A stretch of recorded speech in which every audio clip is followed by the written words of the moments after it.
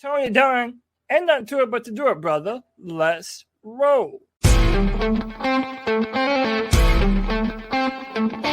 a world where Carolina Panthers fans have an insatiable thirst for Panthers news and opinions, only one podcast roars ferociously. It's the C3 Panthers Podcast.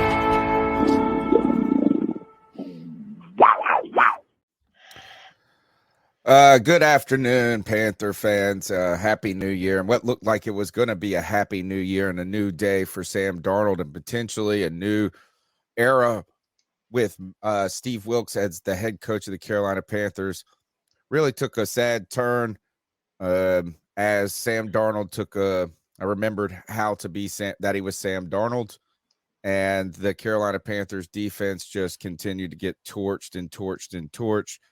So what looked like it was going to be a happy new year and the Panthers potentially having a shot at the playoffs ended in really what was the longest 2 minutes for a game to ever end in the history of the world. It would just not end. The suffering would not end, but the season is now over. It's the C3 Panthers post game, and I'm here with my wheelman, Cody Lashney, reacting to what is really it's the end of the Panthers season, really.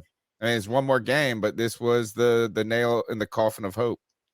Yeah, this is it. I mean, the worst nightmare that you could imagine before this game came true. That J.C. Horn, losing him was the death knell, and the combination of Keith Taylor and C.J. Henderson just getting fucking destroyed on some of the most routine plays that you knew Tampa Bay was going to go after. It devastated us, man. It really did devastate us. And listen, I know we're going to have a conversation about it today, and there's probably going to be a lot of people that are going to be on Sam Darnold for the interception and for some of the fumbles. But in my humble opinion, Sam Darnold was not the worst part of this team today. By far. By far he wasn't. And I don't know what we're going to be doing in the future. He can't be the worst part. C.J. Henderson was clearly the worst part, but C.J. Henderson was terrible. But I'm telling you, I think that Sam Darnold, when you look at the touchdowns that he made, Sam Darnold played well today, man. I mean, I don't know what else to say. I think this game was a shining example of how the Carolina Panthers still have so many holes all around this football team. We do not have a consistent pass rush. Right. We just do not. And then when your defensive backfield is so hurt and devastated and you're not getting under pressure, it's a recipe for disaster. And Tom Brady is going back to the playoffs, man. I hate it. I wish we were here on different circumstances. But listen, this has always been your therapy session, and that's what it's going to be today. And Tony Dunn, we're going to do it with the best damn Panther fans in all of YouTube. Our boys Adam Sanders, Drew, Anthony Piccarello, Cody C13, D's Ill Skills. You know G Baby's in here talking shit. Dexter Henderson, Jared, JD864, Panther Pickle, KG73s, Sarah Taylor, Roosevelt Mongo, Peter Quick, Richard's Outdoor World, and Underground West. Tony Dunn, same old song and dance. Ain't nothing to it but to do it. Let's roll. The number's 252-228-5098. That's 252-228-5098. The Carolina Panthers fall on the road to the Tampa Bay Buccaneers 30-24. We'd like to get your thoughts on what you guys thought about this game, what this means for the Panthers going forward, what this means for Steve Wilks potentially in his continued quest and audition for the head coaching job. And we'll be giving out our towel shame. I think there's a bunch of towels to hand out in this one, and a couple of dab on them picks. The Carolina Panthers headed to Tampa Bay, CK, and really had a start that was pretty. I mean, it was probably the best start you could imagine of the Carolina Panthers having on the road, coming out there and kind of stunning the Bucs, frustrating Tom Brady. But they couldn't keep it, right? So Your They couldn't thoughts, keep just it. briefly.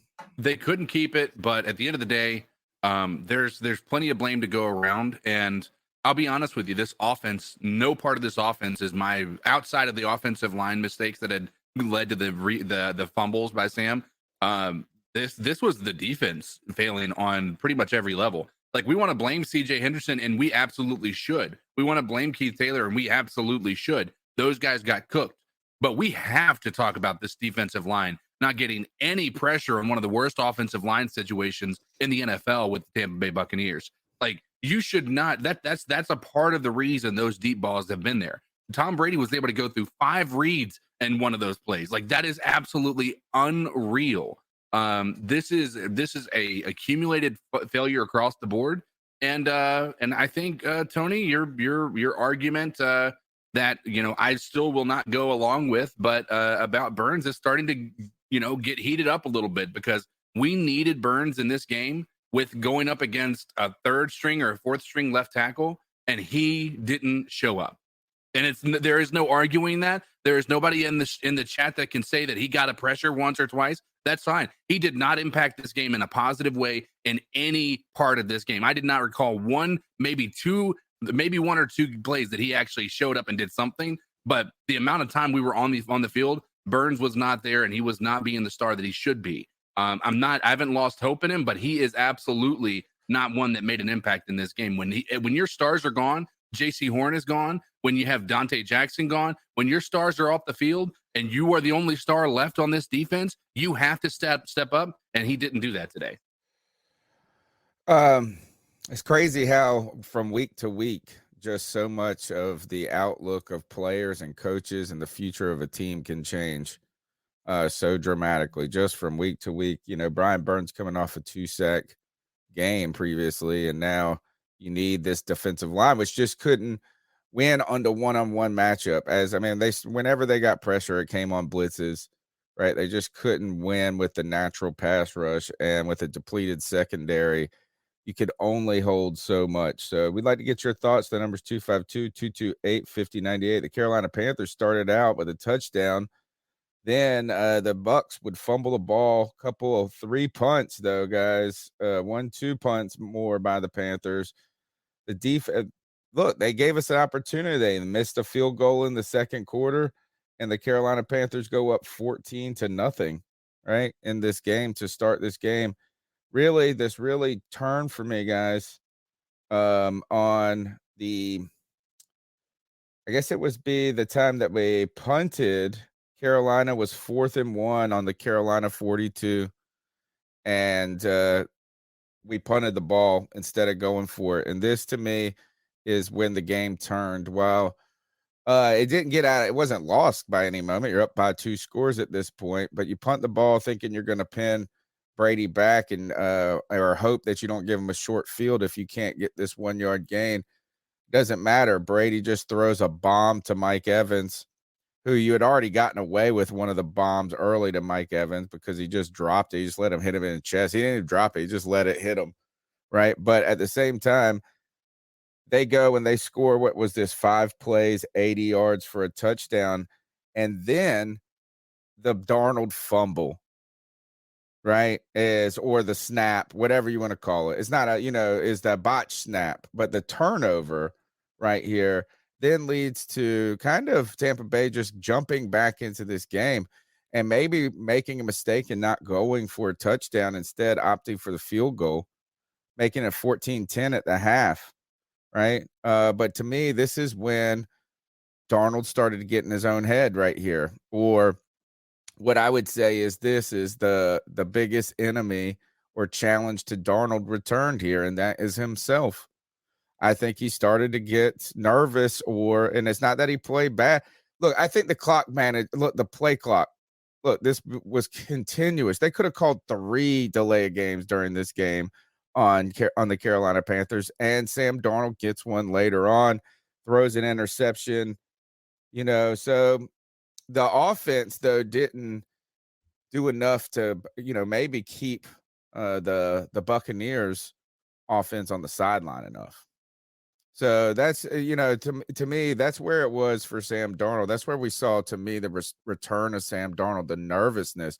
and it started getting, it was just like a little bit wild, man, is that he just pushed the limit on a lot of plays, man. That clock went down and down and down every time.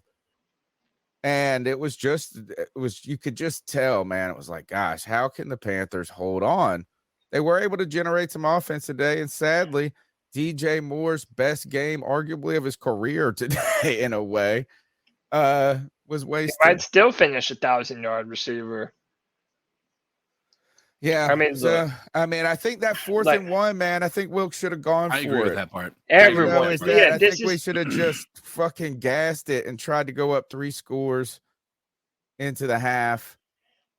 By the way, that's on Steve Wilkes. I have to disagree. I have to disagree with the Sam Darnold looking like it was a bit too much. I felt like Sam Darnold was the only consistent part of this entire offense. Yeah.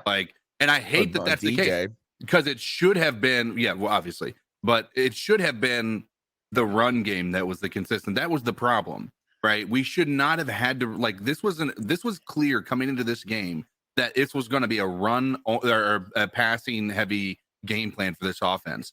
And for the most part, it worked, to be fair. But the problem is it kept our defense on the field a lot longer than it should because we weren't keeping those long drives. I think that every loss you see that we've had, we've barely ran the ball even in the first half. By the end of the first half, we had 10 rushes by Foreman and Chuba. That's absolutely ridiculous. And I think that even though Sam looked good, I know that one interception was a bad throw, but for the most part, outside of that, Sam Darnold was on point. He was making really great throws. He was dropping them in a bucket. And he was making smart decisions for the most part. None of this that I will tell you again, outside of that interception that gave the ball back to Tampa on the 1-yard line. Outside of that, this is not Sam Darnold's fault. There is no part of this that falls on Sam Darnold. I don't think it's a fault thing. I just think you could see as soon as they strike back with that long touchdown after and make it 14-7. And then the botch snap, it goes down as a fumble. I don't care whose fault it is. You could see then it was like, fuck, this is like, I thought you could. And then it just was small stuff. And he played well. He played exceptionally well at times. But I just, it was like, gosh, we can only put so much on them. We can only put so much on them. And the Panthers, they just could not. I don't know. It just kind of fell apart, man. And by the way, I like what KG73 says. It could straight up got flat out beat on that strip sack. And earlier, Bradley Bozeman snapped the ball too quick. Now, granted, Sam Darnold should have jumped on the fumble. I'll give half of that. I'll give half of that turnover to Sam Darnold. But half of that was because they were letting the play clock go to fucking zero every time. So that brings me to my next question, Tony. And it's a statement mixed with a question, right? So the statement first is, look, I would be happy if Steve Wilkes gets the shot to be the future coach of the Carolina Panthers. But I got to be very honest with you. I don't think he's going to. I really don't. And it's something that Peter Schrager said before the game today. He was saying, part of the reason why the Panthers fired Matt Rule as early as they did is they wanted a long time to do their due diligence and do all their research about what coaches are going to be available and what options are available to them. I don't think that you can put it all on Steve Wilkes, but the decisions that we're talking about, not going for it on 4th down when this is a playoff game, you need a yard. You've had one of the best offensive lines the Panthers have ever had this entire fucking season, and we don't have the balls to go on the road and get a first down. To me, that's bullshit. Another thing is, I know that Josh Norman has not been on the team very long, but how many times does Steve Wilkes have to watch Keith Taylor get his ass whipped on the most routine of coverage plays for him to not put Josh Norman in the football game? You cannot get worse than what Keith Taylor has been doing. And it's dumb. And these are a lot of decisions that, in my opinion, are on Steve Wilkes. And I think that part of that cost us the game today, this off-man coverage. So my question is to you boys, to the chat, how do you feel about Steve Wilks going forward? And then we'll get to some of these super chats rolling in. I think my personal opinion, I don't think that this should be a negative on his resume.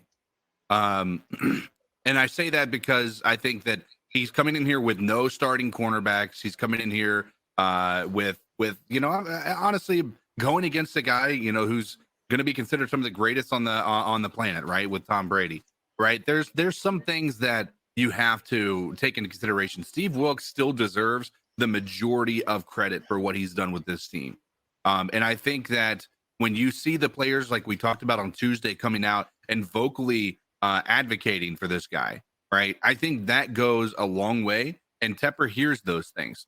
But to your point, I think that it's hard for a guy like Tepper to not hear the noise and not see a guy coming from another team that's been successful, who's got a great offense, without saying, listen, we need to reset everything. We don't need to go in here with anything. I just don't think that. I don't think that Tepper.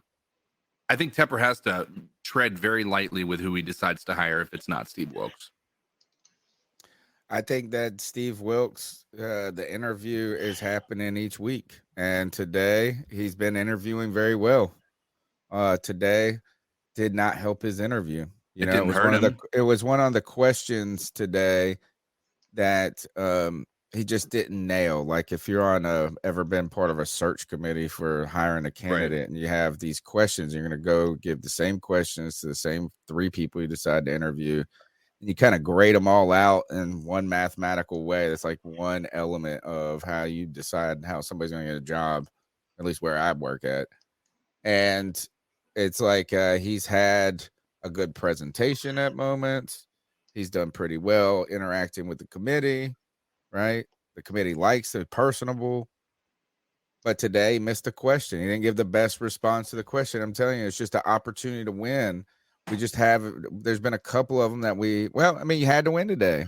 Yeah. You just had to win. And it wasn't that we were unprepared or anything like that. So you're right. It doesn't hurt him, CK, but I feel like the Wilks, like what I guess what I've been saying is he has to win the job before the season's over, or else he might not win. He's probably not going to win it in the interview. Right? Like, I mean, you have to. And today would have gone a long way, making the playoffs. Like, I mean, you win today on the road, and then somehow you win next week, or you win next week.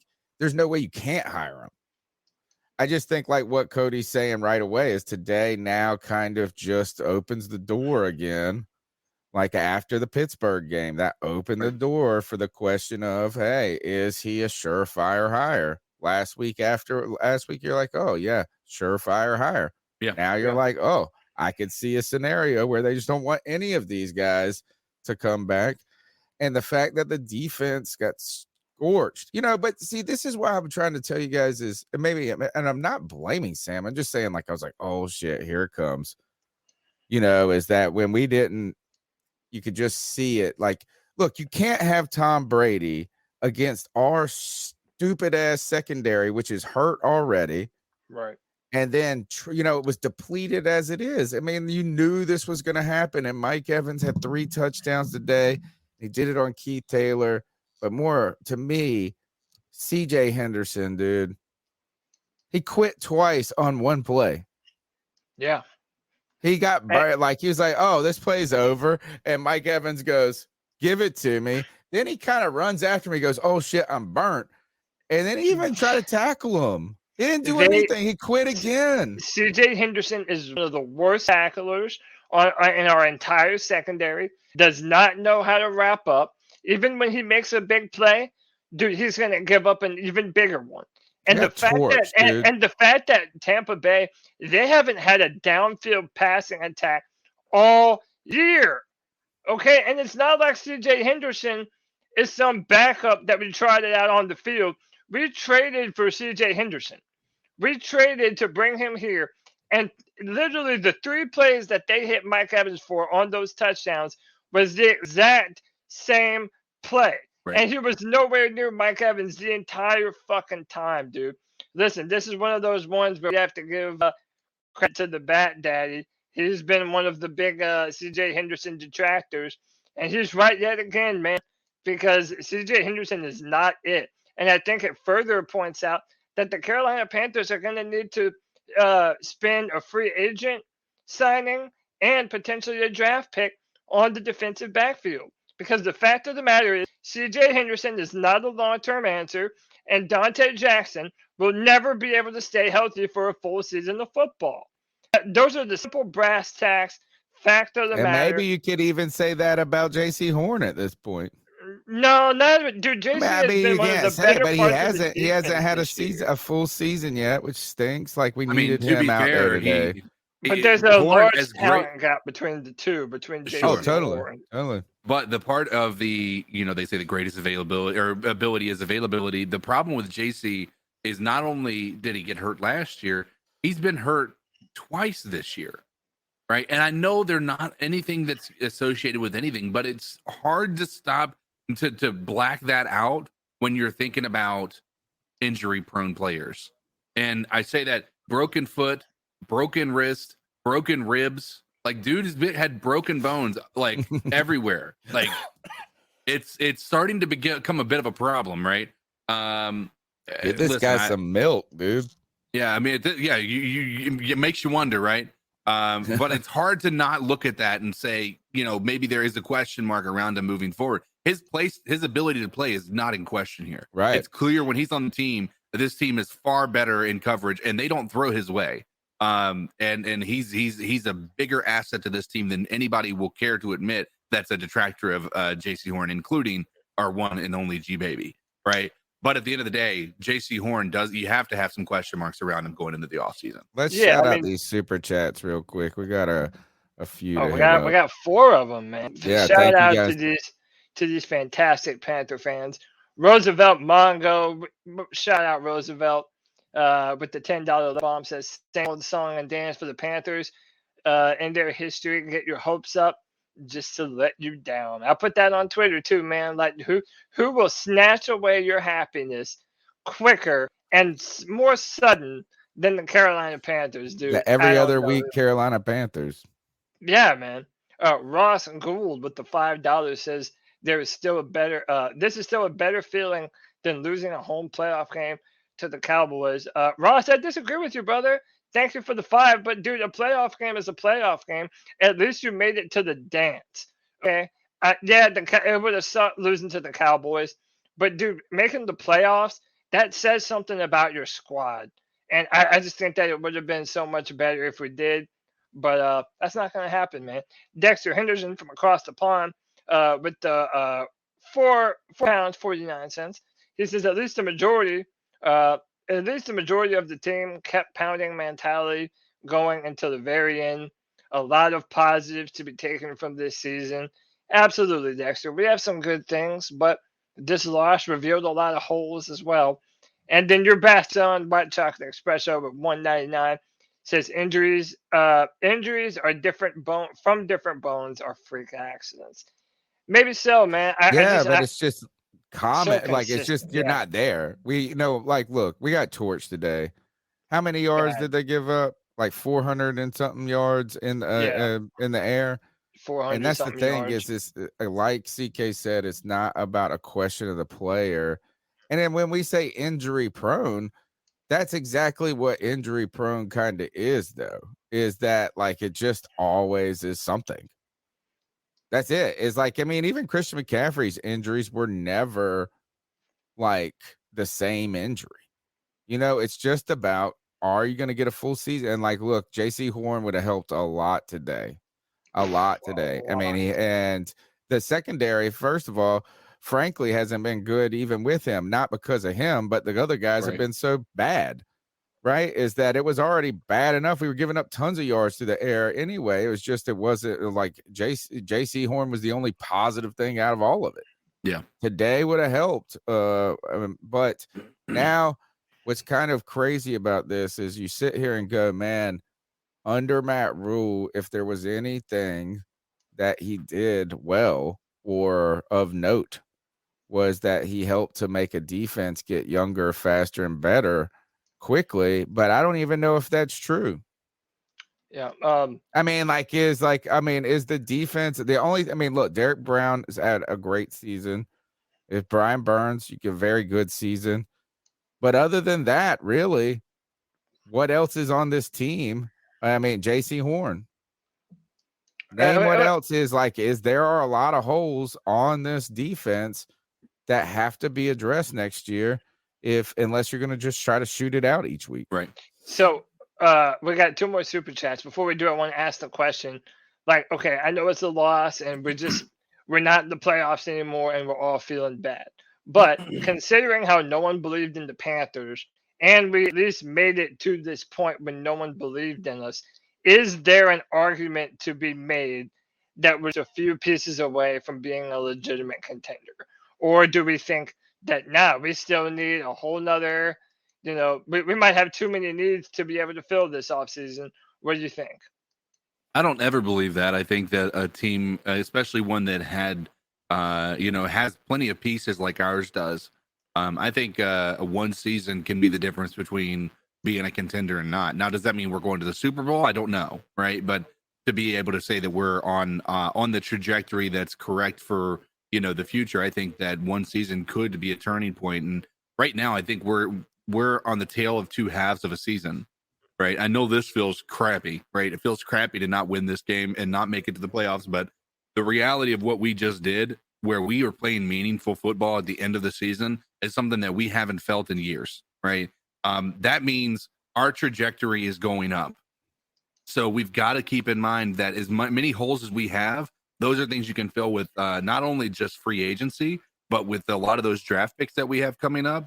The biggest thing is you just got to identify what are the major points of that and just address those head on. And if quarterback's at the top of that list, which I know a lot of people are going to feel like it is, then get your guy. I'm not a fan of trading up into the top 5 to get a guy like that. I'm over that mindset of going and getting a guy in the top 5 and giving away 3 years of first round draft picks to do it. But I am 100% willing to move up, somewhere in the draft and get one of these guys that are clearly, game changing, especially after what we saw in college football yesterday. Yeah, so Tony, I was wondering if we could hit one of these super chats because that kind of goes off of what CK was saying. First Rare Gamer says, look forward to the offseason more than most. Thank you, Rare Gamer.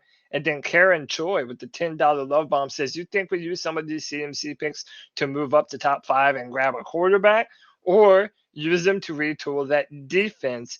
We have a lot of holes there. You're not wrong, Karen. And I think that's a great question for us to ask going forward. Because, everyone's so quarterback thirsty. If you're on Twitter, dude, it's insufferable. Every other fucking tweet is people bitching, trade up for Bryce Young. Trade up for CJ Stroud. Max Duggan's better than Sam Darnold. Like all this bullshit because everybody's watching college football and they're putting up like 50 points. And look, there are some good prospects in this draft. I think CJ Stroud had a good showing yesterday. But I don't know if you're asking me. I do not think that the quarterback is the biggest need on the Carolina Panthers right now. I feel like the only There's reason no trading up. Right? There's no trading up. You have to trade to to number 2. There's only one way that it's going to happen. Right, the Bears. And that's you. Yeah, you have to trade up to number 2. And then, that's what you would have to do because every other team around that area, of the Panthers right now, it goes this: Houston, Chicago, Seattle. So look, Houston needs a quarterback. Seattle needs a quarterback. Arizona arguably needs a quarterback.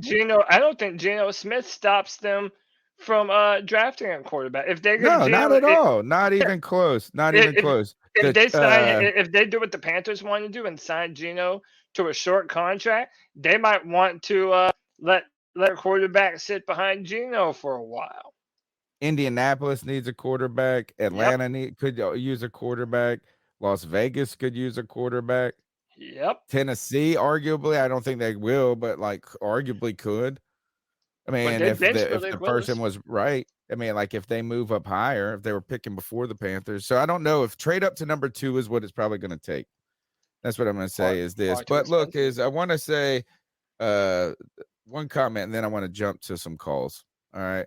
because your question was, you posed was, are we a few holes away from being legitimate contenders, or is this something significantly different or, worse, more concerning?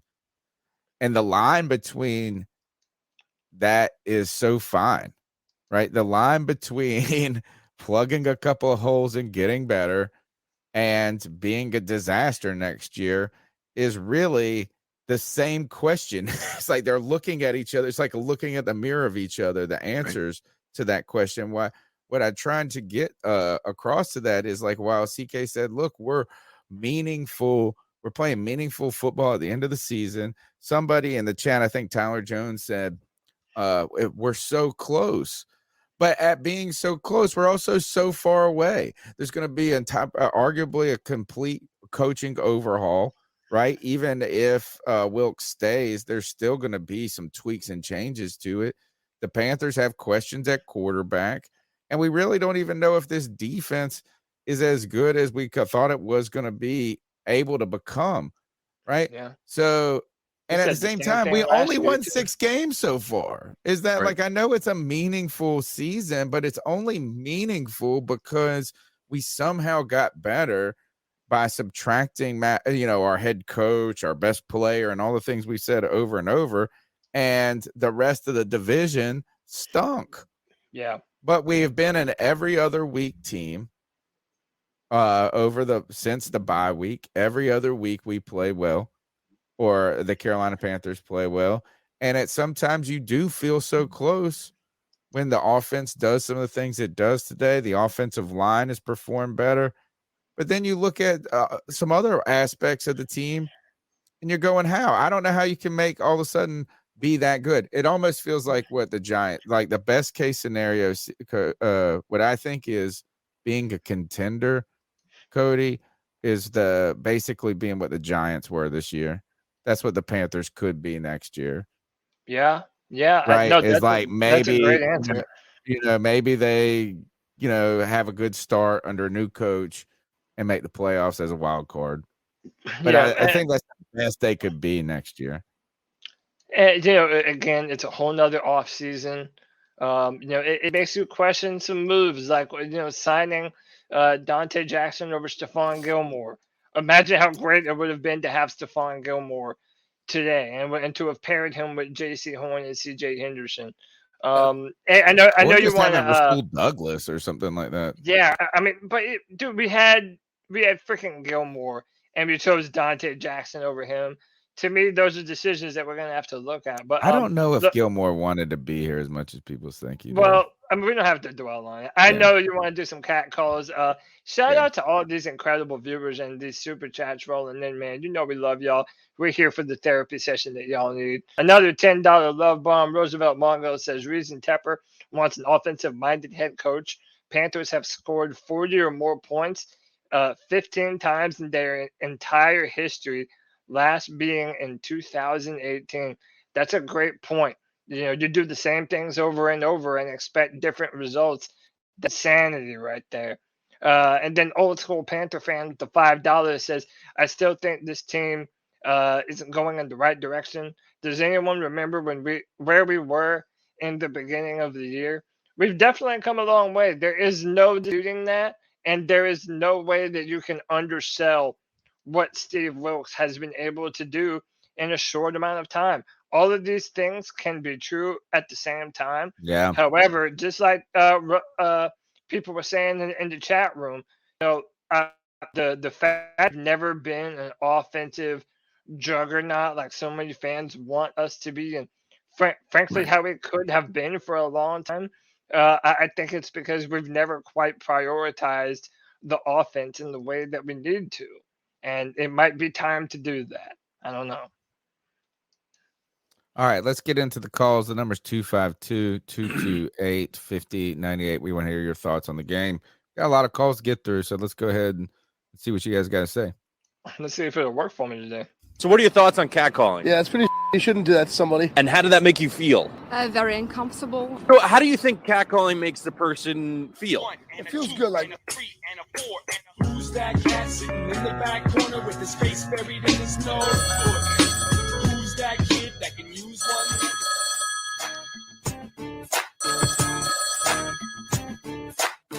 Hey guys, Chuck from Elizabeth City, aka Carolina Sports Guy. Did y'all really think after we had our hopes that we were going to win, they were going to let that faggot ass pussy hole, sorry motherfucker, shoe-skinning motherfucking Tom Brady lose a game? Yeah. NFL, all the pussy ass fans that root for just winners and don't really fucking have a fan base. All them motherfuckers got what they wanted, so suck a fucking thing. I'm good, Chuck. I'm dumping it. That was tough. Chuck was upset. He's gonna be like, "Yo, that G baby talk shit." Speaking of that, is Tom Brady.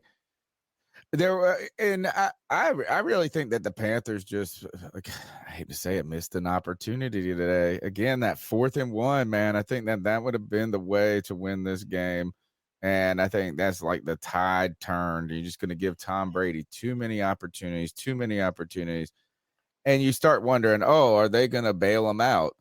They did get a penalty on the punt towards Matt. Like, I guess we would have had a chance. I think this was right before the strip sack. That like towards the end of the game, the punt or kickoff, punt. Was it a punt? Yeah, I think it was a punt. And they called a penalty on the Carolina Panthers for like holding when the other guy mugged him and ripped his helmet off. And so you're like, oh God, here it comes. But I thought when Derek Brown pushed Tom Brady down, they were going to give him a flag. I was like, crap. Yeah, everybody big stop right there. I was like, oh crap, they're going to give him, and they didn't. And then he blocked the field goal after that, Derek Brown too. But no. That was YGM. That blocked it. Oh, yeah, YGM yeah. Did YGM quietly have a decent game today? I mean, yeah, he did. It didn't do enough. It didn't. How about this? He didn't do enough to prove anything long term.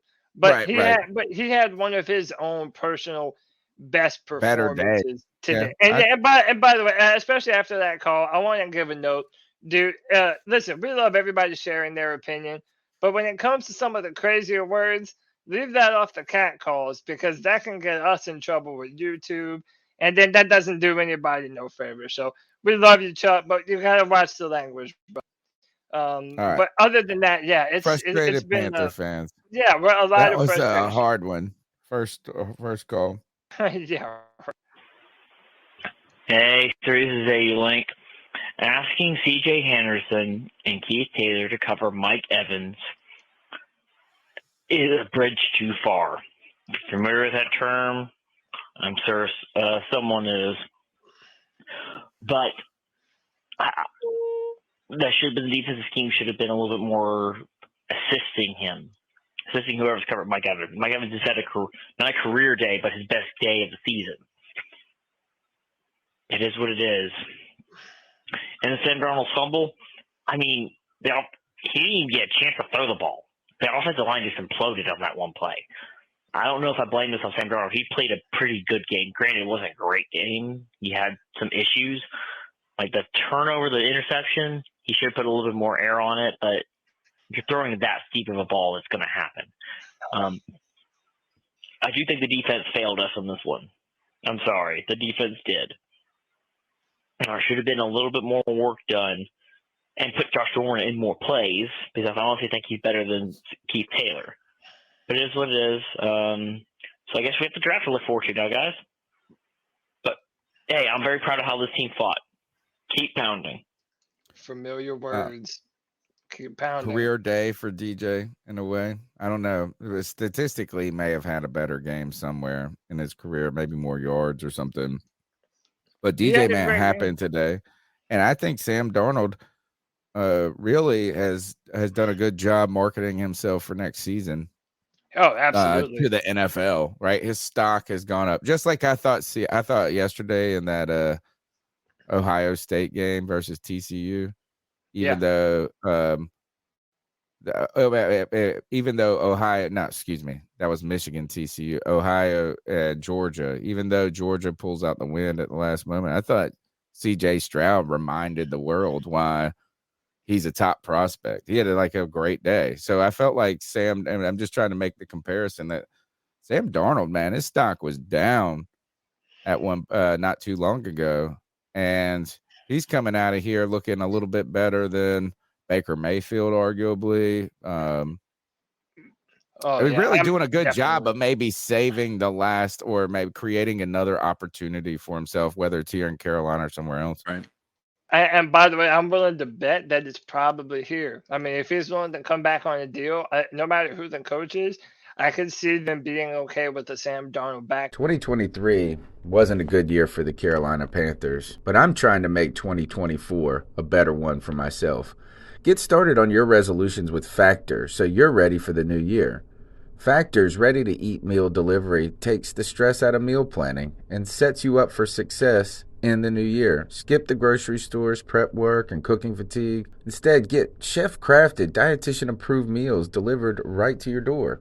With over 35 meals to choose from per week, including keto options, calorie smart, vegan plus veggie, and more, plus over 55 weekly add-ons, you'll have a ton of nutritious and flavorful options to kickstart your resolutions. Skip that overpriced takeout trap. Factor is cheaper and way more delicious than takeout. Get chef-crafted, restaurant-quality meals delivered right to your door, and they're ready to heat and eat in just 2 minutes, which means more time for you. Head to factormeals.com/C350 and use the promo code C350 to get 50% off. That's code C350 at factormeals.com/C350 to get 50% off. Up or stopgap. But Tony, these fans are incredible today, man. Robert and Brewster with the $5 to Sam is good when he has the line. We keep him. Secondary was problem. We lost 4 to 5 games by 1 score. We need to rebuild. We have a lot of picks. That's very true, Robert. No need to rebuild. I mean, I don't know if a full rebuild, but certain aspects of the team. Well, his super chat said no need to rebuild. Yeah, I always hate when we're always quibbling over retool or rebuild, rebuild. We're in a rebuild when you don't know who your coach is. Yeah. And dude, how about Nirvash, man, with $40 in love bombs? He says Wilkes somehow thought C.J. Henderson was fine enough to leave on an island, all the while not even blitzing the 3 times C.J. got burned. Horrific scheming, especially since the Bucs were passing every play. And then he says, I personally don't see Wilkes getting a job after a showing like this. I think he did an okay job filling in as an interim, but just not good enough. I hate watching this team let me down every season. Shout out to Nirvash, man. One more as well. Oh yeah, okay. We got one more. Let me check it. Let me check it. And then Eric 37. He says, by the way, Tony, ECU is on the clock for Michigan. Yeah, we open up with Michigan in Ann Arbor next year. The ECU Pirates coming off a bowl, and that McCarthy kid. I know that he had a rough start to that game, but listen for his name in 2 years as a top quarterback prospect. He's only like a sophomore or freshman or something right now. So, 252-228-5098. Thanks for all y'all support. Make sure you smash the thumbs up button. We're here on Tuesday nights live at 9 p.m. every week, all throughout the year. And we're in the midst of our 10th year doing this. So thank you for the community, the support, your calls, and for those generous donations. Let's go to the next call. And Happy New Year, by the way. Yeah. What's good, C3? It's JD864. Hell of a game. Damn shame you lost. Horn was missed, man. I had faith in CJ and Keith, but damn, Horn was missed in this game if he was ever. Shit. Hey, credit to the Bucs. They fought, clawed back. We got the dub. Shit. Wilkes is still my head coach, though.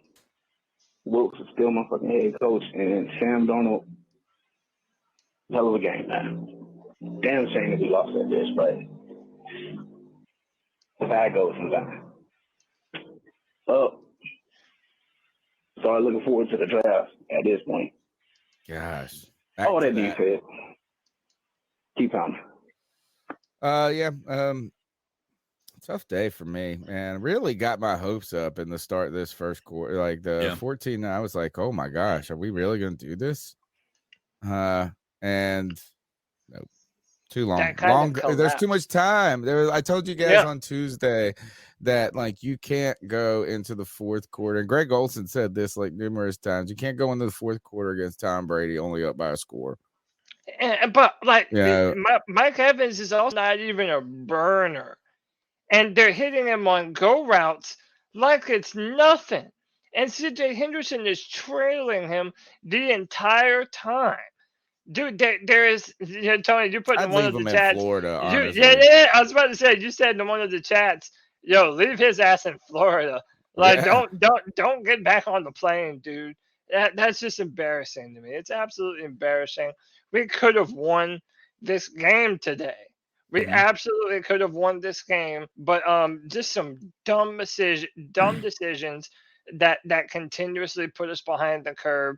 And everyone's upset about off-man coverage, right? How we're just giving them this incredible cushion to be able to slice up this zone coverage that we're running. And yes, I agree that it's too much. At the same time, I really don't think that we're built to do anything else. It's not like we could take Keith Taylor and them and then go man on man and be able to shut them down. Like, who cares about the off coverage? The whole off coverage is meant to prevent the big plays that they're having. You're playing off coverage and getting torched over the top. That's like the one, you're supposed to be getting diced up underneath when you're playing off coverage. You're not supposed to get torched. Like, that's the whole point of playing it. So not only did they play off coverage, they played it poorly. Yeah, embarrassing. And again, this is why I say, listen, I would like Steve Wilks to be the next head coach of the Carolina Panthers. I would like him to have that opportunity. However, games like today cause me to think that it probably isn't going to happen. I don't know. Maybe not yet. Is that today, if he would have won this game, it would the scale would have tilted towards him having to get the job. Right. It's like, and we could have said that after the Pittsburgh game. There's just been opportunities for him to say, Mike drop, and I know it's not him. He's not out there playing in the secondary. Not but it's just the scoreboard at the end of the day. If it's a win today, you're sitting here walking out of here going, man, Steve Wilks is the coach. There's regardless of what happens next week. Right. And there's been 2 opportunities for that to happen, and they just haven't. I think the Pittsburgh game, I think that would have been a statement. You can start rolling off some wins and feel good. Today would have, on the road against Tom Brady, the satisfaction of making that last week everything matter. And they just didn't get it done. And you know what? They came out swinging too. They came out swinging. But you can't, I don't know. Maybe it's just like when you try to knock out a good boxer. Like this is what always happens with Floyd Mayweather. Is somebody they give everything their first 3 rounds, and they're like, "I'm gonna knock this dude out," then and they don't. Tired. And then they're just, and then they just go, and Tom Brady just went to work on them, pieces him up. Yeah. He's the best of all time for that reason, man. And gosh, what a pouty head, though. Dude, he acts like such a punk. Such a punk, dude. And they're getting mad that they didn't throw the flag on Derek Brown. He even got the penalty one time because he got so pissed. They took the ball and spiked it, and they gave him a delay of game. I was so fucking happy. I know. Dude. But he cries over everything. And then there's the other thing is, and look, is that his rookie tight end didn't play well today. The Ogden dude had some miscue. But the one thing, who's their backup quarterback? Does anybody know who Tampa's backup quarterback is? Kyle Trask. It Kyle Trask? No, Kyle Trask was inactive today. Is it Blaine Gabbert? Blaine Gabbert. Blaine Babbert, as they put on the screen one time when he played for San Francisco. Blaine Gabbert doesn't even look like he wants to even talk to Tom Brady. Nobody looks wants like, to talk to him. I mean, it's just like Tom Brady asked him for the iPad or for the Surface, and the guy Mhm. Blaine like looked at. He looked like in disgust. He didn't even look at him. He just handed it to him in disgust. Like he was like, "I hate having to sit beside you, dude." Yeah. All right, let's go to the next call. What's up, C3? It's Tyler here. What up, Hell of a Tyler? game. Typical Panther way of losing. I knew after halftime that we were going to lose this way. Knew it was going to happen. Great game. Just can't believe that we let Tampa score 20 points in the fourth. Horrible. Keith Taylor, CJ Henderson, hopefully they're on the team next year. Straight garbage. Straight dog shit. I mean, we really figured out today how much we really miss J.C. Horn. We need to draft another corner. I know we still have Dante Jackson. He's injury prone. We need another corner. Mike Evans and Godwin cooked us. And then while the corners, they had a lot of cushion, and so they adjusted and they started pressing a little bit and they got beat. No matter what adjustments those the defense coordinator did, Al Holcomb did, they're getting beat. I mean, Brady just there's Keith Taylor or there's C.J. Henderson on Mike Evans. Let me just throw it over there. Yeah, it was horrible. We start off well with the play action, and I really thought they would from there start to incorporate the running game. We did not run the ball today. Horrible. Did not establish a run. That's our strength. They didn't run the damn fucking ball. They didn't even try. Stupid. Sam Darnold, he played okay. He definitely made some mistakes. He made a couple of good reads with horrible throws, specifically the one with Stephon Sullivan up the middle. Correct read, just horrible throw. He is – I don't know what you do with him as far as the future. Maybe a one-year friendly deal, but he's not the future, and we need to draft another quarterback. I don't care what Cody says. He can fall in love with Sam Darnold all he wants. We don't have a quarterback, and you need to go find one. It could be Matt Corral. It could be someone in the draft, but Sam Darnold is not the future. Yes, he played decent behind a better offensive line, but when it matters most, he's not going to get it done for you. He's not going to win the game. Sam Darnold's gone. He's not the future.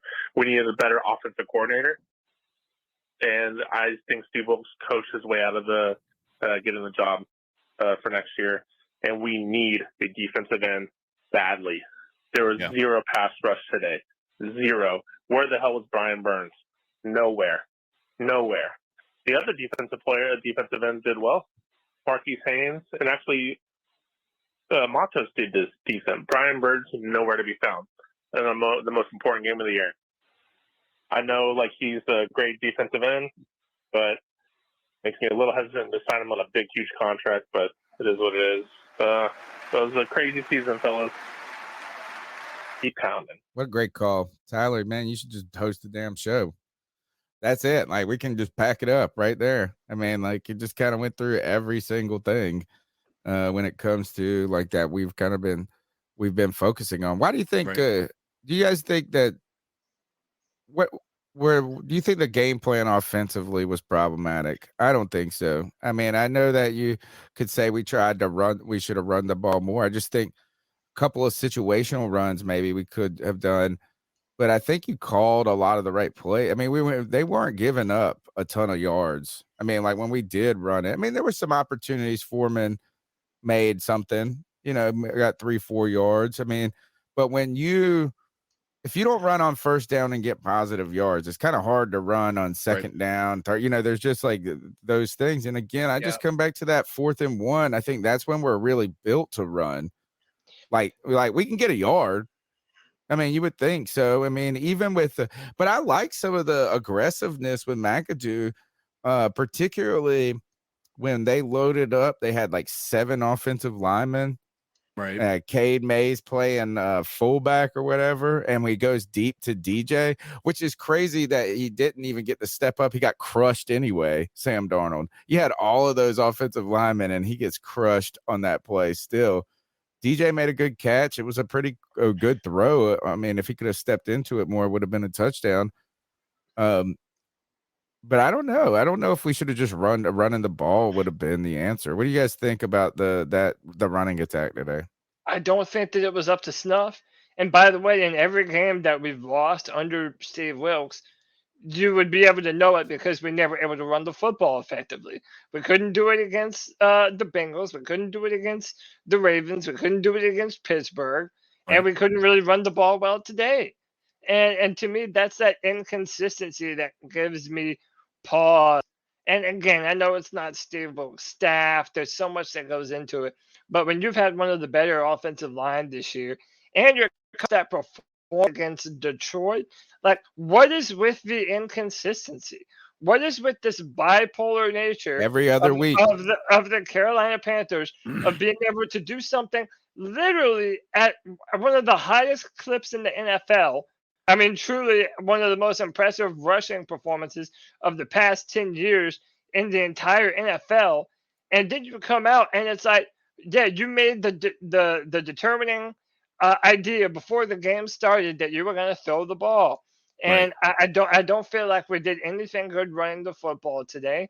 And I do think that we needed to commit to it a little bit more. I think that we should have given Chuba Hubbard and Blackshear some more snaps. Like we should have gotten them the ball and not have them in on pass protection. Chuba is getting worked by their safety.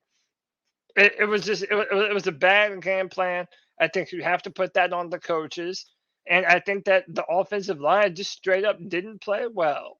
How about this? Ikem Ekwonu did not have a good game today, man. He was the one that got worked on that strip sack of Sam Darnold where they got it back at the 5-yard line. It was a bad day. I don't think that the offensive line. I'm gonna come back to it, and now I don't think the offense was really the big problem here. I mean, maybe just not being able to stay on the field a couple of times, maybe not being able to keep your foot on the gas, but they were able to move the ball until a turnover. We lost the turnover battle. That's what happened today. The Panthers lost the turnover battle. Yeah. They lost the time of possession battle, which you could say maybe that's because you didn't run the ball enough. But really, the Panthers defense couldn't stop anything. They ran the ball today. They threw the ball. Like every time it felt like this, it really felt like every time the Panthers defense got them in a position to get a stop, they just didn't. Like it was just convert. It just bludgeoned. Like the defense just didn't have enough to keep up for 4 quarters. Yeah. And again, no pass rush. There are games when the Panthers. What does this mean for Brian Burns, guys? It's just non-existent. I don't know. What does it mean for Brian Burns? You're right. These games is where we need him the most. However, every other that we play and their mama knows that Brian Burns is our primary pass rusher. If not, we're going to be sending blitzes and trying to get Frankie Lulu in the backfield. So, again, I know we're all upset at Brian for not taking over these games, but he needs help. Derek Brown is not a pass rusher. Derek Brown is never going to be a pass rusher. He is a run stuffer. We have no other consistent edge pressure. Brian Burns is the only one on our team that is consistently rushing the passer. So I'm sorry, until we add is he consistently? He's every other week too. This is an every other week team. He's not going to be as consistent as you want him to be until you get some other help on that defensive line. Look at Pittsburgh. Yeah, they have TJ Watt, but they also have Alex Highsmith with 12 sacks this season. Well, he also is an undrafted guy that came out of nowhere, I think. They still have that guy on their team. So, yeah, the fact of the matter is, I don't think we have any other option but to pay Brian. No, the defensive line has not produced sacks this season. Like, they just haven't, like, the volume hasn't been there. Not as a whole, yes, right. You're right. Yeah. The problem with the Brian Burns thing is like all of these things are going to be true, and the Panthers still need to sign him. Imagine the Panthers defense without Brian Burns. Like, what would it look like then? We You would have 12 and a half less sacks, tell you that much. Yeah, and we probably only have 20 on the year. Feels and by like. the way, if you I did wonder trade how him many. away, you wouldn't even have a first round pick this year for it. It would be next year. No, it's Which, not by the way- trading. It's just like it's about not signing. It's like you have to sign them. There's just imagine that defensive front. You need to be adding to that Right. defensive front, not subtracting. And you can't subtract the best part of him. Like him and Derek Brown, you got to have them, or else this You have to offensive have line, them. you don't even know the names of the guys. They're like, well, you got the guy that had the stroke. and, another thing that Anderson, who played all right today, by the way. Another thing I'll continue to say, the Panthers need another defensive tackle. They do. You need to put someone on next to Derek Brown who you can put at a true 3 technique. We have to have that because we don't have that guy. And yeah, Matt Ioannidis is decent, but he's not like a career starter, and he's never going to be for us. We have to upgrade our defensive front 7 in the linebacker position and on the defensive line. How many sacks do you think the Carolina Panthers have as a team this year? I think 20 is probably pretty close. Yeah, I'd say like 22. It's not that bad, but it's bad. What? 31. 31 sacks, which means what is that in comparison to the league? Well, the top team, the Eagles, have 61 sacks. The Cowboys have 51. The Patriots, we are from the bottom. The Bears are the worst with 18. Then the Falcons, the Raiders, the Bengals, the Jags, the Lions have 30. The Browns have 30. The Cardinals have 31. Packers have 31. Panthers have 31. Steelers have 31. So we have more than some of the 1, 2, 3, 4, 5, 6, 7, 8, 9. We are 23rd in the league in sacks. So imagine if we didn't have Brian Burns. Right. Imagine, take away his 12. He's actually half of the team sacks almost. It's like 45%. That's what I'm saying. Like, so you're going to have to pay him more than we can stomach. That's a given. But you're going to have to get him some help now. And that's why all these people that are so thirsty for a back, dude, pump the brakes. We have to go best player available. If they draft a quarterback, fine. They're going to draft a quarterback, and there's nothing any of us can do if we like it or not. But the fact of the matter is the Carolina Panthers should not be in a position where, we have to have a quarterback above all else. Because one, not only are we probably not going to be in position to do it with the teams ahead of us, but we're not going to be able to have enough draft capital to trade up, get a quarterback, and then get all the other pieces that we still in this football team. It's a pipe dream. Tony, before we move on, Panther Blue with the 499 love bomb says, anyone else find themselves wondering where our safeties were at today? Not very safe, I'll tell you that damn much. And then White Chocolate Espresso says 1,100 yards, 7 touchdowns in 5 games. He's improved his game every game. Sam is our quarterback next year. I'll say this. I don't know how long Sam's future is with us. If I'm betting right now, I do think he'll be back here. I don't know how much they're going to pay him, but I think that he is going to come back at a cheaper cost. He's had good success here with the Panthers. If it's Steve Wilkes or somebody else, I just, I think that you could do a lot worse than Sam Darnold, especially considering everything that he has done in that short sample size. And my final thing, this team would have been much better off if we started the season with Sam Darnold instead of Baker fucking Mayfield, like I've been saying forever. But, that was a terrible move, and that set us back on offense, in my opinion. So, all right, let's go to the next call. Tell me if I played this one. What's up, C3? It's Anthony from Charlotte. Man, another Suck the energy out of purgatory season. That's all I can say. Put my faith in this team.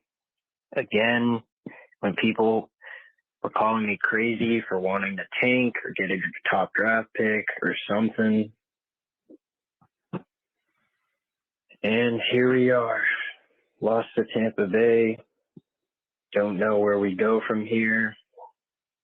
Feels like we're just always getting our hearts broken. Not much to say.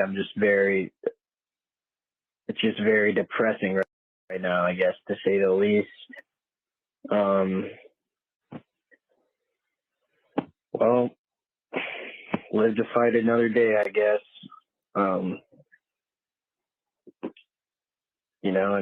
Just kind of normal as a Panthers fan. We feel this pain all the time. I know people are going to say the season was different,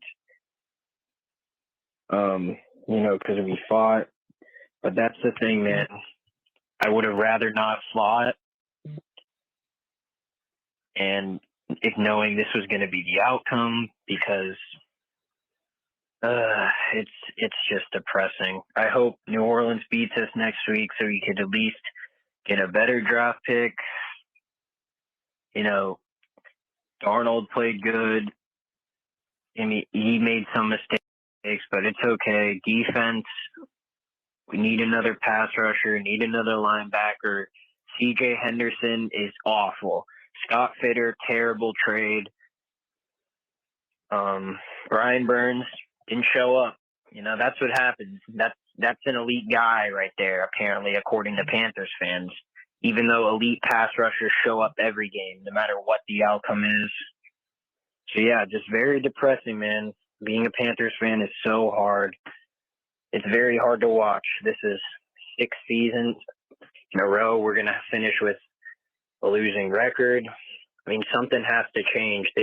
There's got to be something that changes. And Wilkes, I still think he could be the head coach, but his in-game adjustments just aren't there, man. You can't play the same zone coverage versus Tom Brady the whole game. It doesn't work like that. Right. You got to switch stuff up. And when C.J. Henderson and Keith Taylor are getting burned out there, why don't you try putting Josh Norman on Mike Evans? Why did we sign Josh Norman? To play 5 snaps? Come on now, man. It's just interesting stuff here. I kind of was thinking about what we were talking about before the call and quarterback. And I think you, like you were saying, Cody, you pick the player who's there for you. And if that's a quarterback, then that's the case. But it's likely not going to be the case if you're not a top 1-2 pick. You know what I'm saying? Yeah. Is like you probably aren't going to get, if there's 6 quarterbacks that going off the board before you, you might be better suited just picking an elite player that dropped to you because of a quarterback hungry draft. And I don't think trading up assets is maybe the way to do it. It almost feels like your rebuild is almost determined by how your hand has been dealt to you. And since the Carolina Panthers aren't naturally getting a number 1 pick like the Jags got, or naturally getting a number 1 pick like the Texans could get, then those are the kind of instances that you can pick a quarterback right there.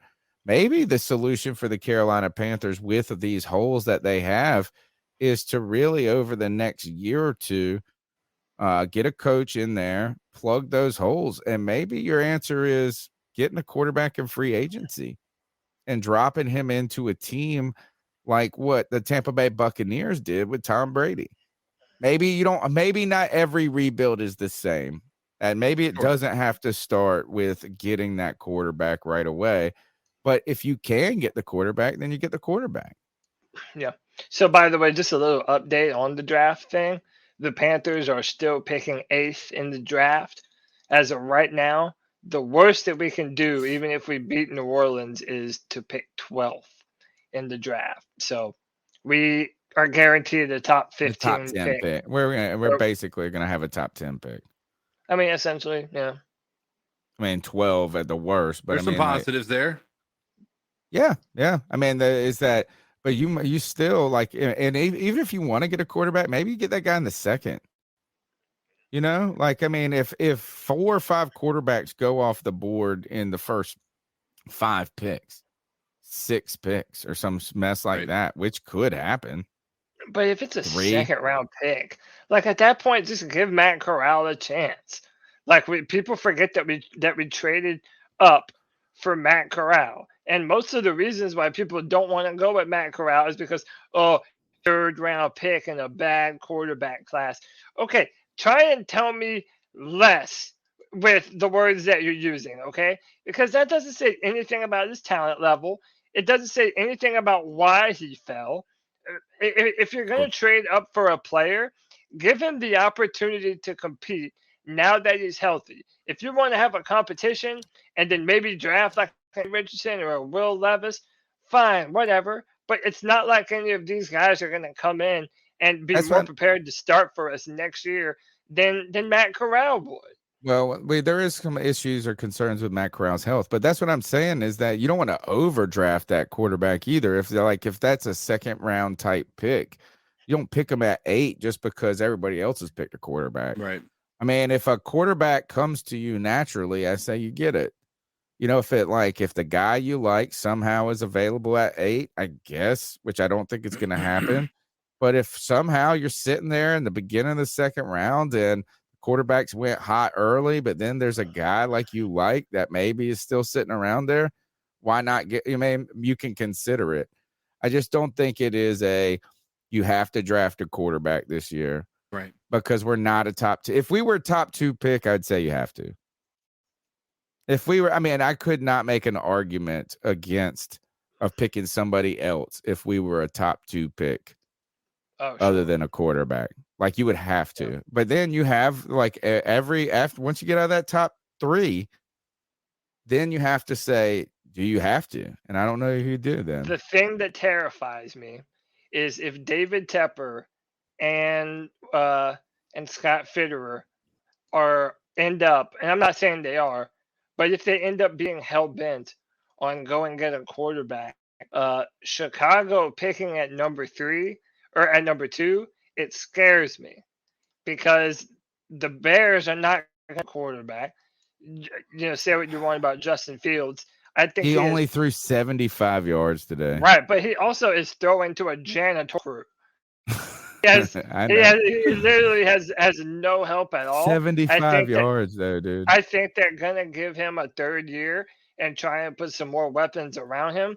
But what that means is the Chicago Bears are going to be in a pretty position where they're going to be able to sit there. Okay, we can either take the best defensive player in the draft, either Will Anderson or Jalen Carter, or maybe even Joey Porter, the defensive They're trading out of that spot. The defensive back out of Penn State, or they just say, "Hey, we're open for business."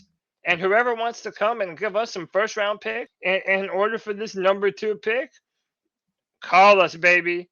We are open for business. So that's what terrifies me. If for example, right? And I know I'm long. They're the Jets of last year, right? But think of it this way. Who traded up? Who did the 49ers trade up with? The 49ers traded up with who was number 3? Fuck. Chat, tell me who number 3 was. But what I'm trying to say here is if you're the if you're the Bears, you have a lot of options available to you. And let's just say that the Panthers, for example, let's say they fall in love with Will Levis through the combine process. Cover your ears, Big Jordan. I know you don't want to talk about Will Levis, but let's just say this thing happens where he has an incredible combine and he has an incredible pro day. And then you're hearing all the rumors, hey, scouts and general managers all think that Will Levis has the highest upside of any quarterback in the draft. And now the wheels start to turning. I'm worried that this could get too aggressive in that situation and do something that they might end up regret. The chat said the Dolphins. Does that sound right? The 49ers moved up with the Dolphins. I can't believe. Yeah, because there was like a trade that sent that pick to. That was 2 years ago, wasn't it? It wasn't this past year, was it? No, I'm thinking it was like a trade that they got from another team that wasn't the 49ers, though. Because it went Trevor Lawrence, right? Wasn't that the Trevor Lawrence draft? Trevor Lawrence, then it went Trevor, Zach Wilson, and then it went Trey Lance. Was it Philadelphia? Dude, no, I have to see this shit. I don't remember. But you're right, is that the Bears need to trade out of that position. That group is like there's too much potential upside with Fields to abandon him right away to a quarterback pick. And you have too many dang needs on that team. I mean, all over the place on the defense and the offense. So you want to get you could probably get 2 premium picks out of that draft just by moving back to 8, with the Panthers. And you're right. Again, how about this do you think if Steve Wilks is the coach that they trade up? Or do you think that it's more likely that they trade up? Or do you think if we bring in an offensive guy, then that is part of the plan with the new offensive coach? It was Miami's pick from the Houston Texans. Okay. Yeah, so it was the Dolphins because the Laramie Tunsil trade. Remember they gave up a bunch of picks for Laramie Tunsil. Right. Yeah, so that's what that was. All right. Let's go to the next call. Hey, listen, I know some people going to be blaming on Sam Darnold. They're going to blame, you got your haters are going to come out. You got people going to hate on Steve Wilks, and people going to hate on a quarterback. And people are going to say the best thing we could do for this team is to trade everything we have to move up to the number 1 pick and get a quarterback. Well, then people are mentally incompetently retarded. Okay, and I'll just say it at that. Number 2, let's just cut the bullshit. That's one of those words. Right. Okay, let's just cut the bullshit. We need somebody who can bring in quality depth on this team because the injuries are part of the NFL and they're going to happen. Dante Jackson should have never been re-signed because he's massively injury prone. But yet Scott Fitterer did. Nothing. I mean, C.J. Horn was hurt. C.J. Henderson had to step up. He didn't do it. He had one of his worst games as a Panther. We already know the other guys sucked, but we knew that going in. Yeah. They have a grand total of 5 corners on this roster, counting the old man, who played very, very little. I know people want to go out and some people are going to want to hire an offensive coach. An offensive coach, to me, is still a stupid idea. Okay? An offensive coach will not win you this game. Okay? Because 90% of the offensive coaches fail as much as the defensive coaches do. And I don't want a bad defense but good offensive team. That's pathetically stupid. This is that Wilks didn't win you this game either. So he said that the offensive coach wouldn't have won you this game. Well, Wilks didn't win. I mean, and not again, like he's not out there playing. And I don't think I think again that Steve Wilks has had this team looking very well prepared for the most part. Right. I mean, at least formidable and competitive. I mean, really entertaining football in a situation you thought was unmanageable in a means. It's just every chance that he's really had to make this a Wilks without question is that the Panthers haven't delivered. Right. They've been an every other week team. All he had to do was bust basically back-to-back wins in one of these recent stretches. I know he had 2 wins in a row. You go back to the beginning. But like just knocking 2 wins out before you even got to Tampa would have made this a lot more interesting. And you would have said, hey, you can't go with anybody but Steve Wilks. Really good call from Panther Pickle there. The Josh Norman, the fact is that I know people wanted more Josh Norman out there. Maybe you should have I think you should have just schemed with more help over the top for some of these receivers. I don't know like what was going on with theirs. Why did we just see Keith Taylor and these guys one-on-one in this moment? I don't know. I have to go back and look at the plays and see if there was somebody. But the funny fact is that Josh Norman only played like 5 snaps. And one of the snaps he comes in and Greg Olson goes, I wouldn't be surprised if they go right after J-No and they go here. And Tom Brady goes, nope, I'm just going to at CJ Henderson, bro. I know where my bread is buttered. He just throws another big. He's like, so not even the cornerback who's 35 and hasn't played football all season, who just showed up.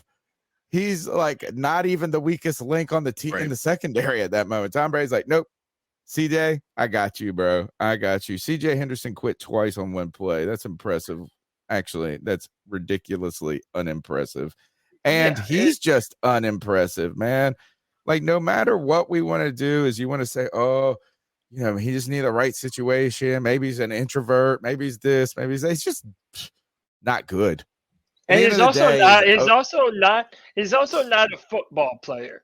Hey, if you think me, Tony, and CK are good at podcasting, well, we're trying to be. We've done it for a long time. We're trying to get better and better.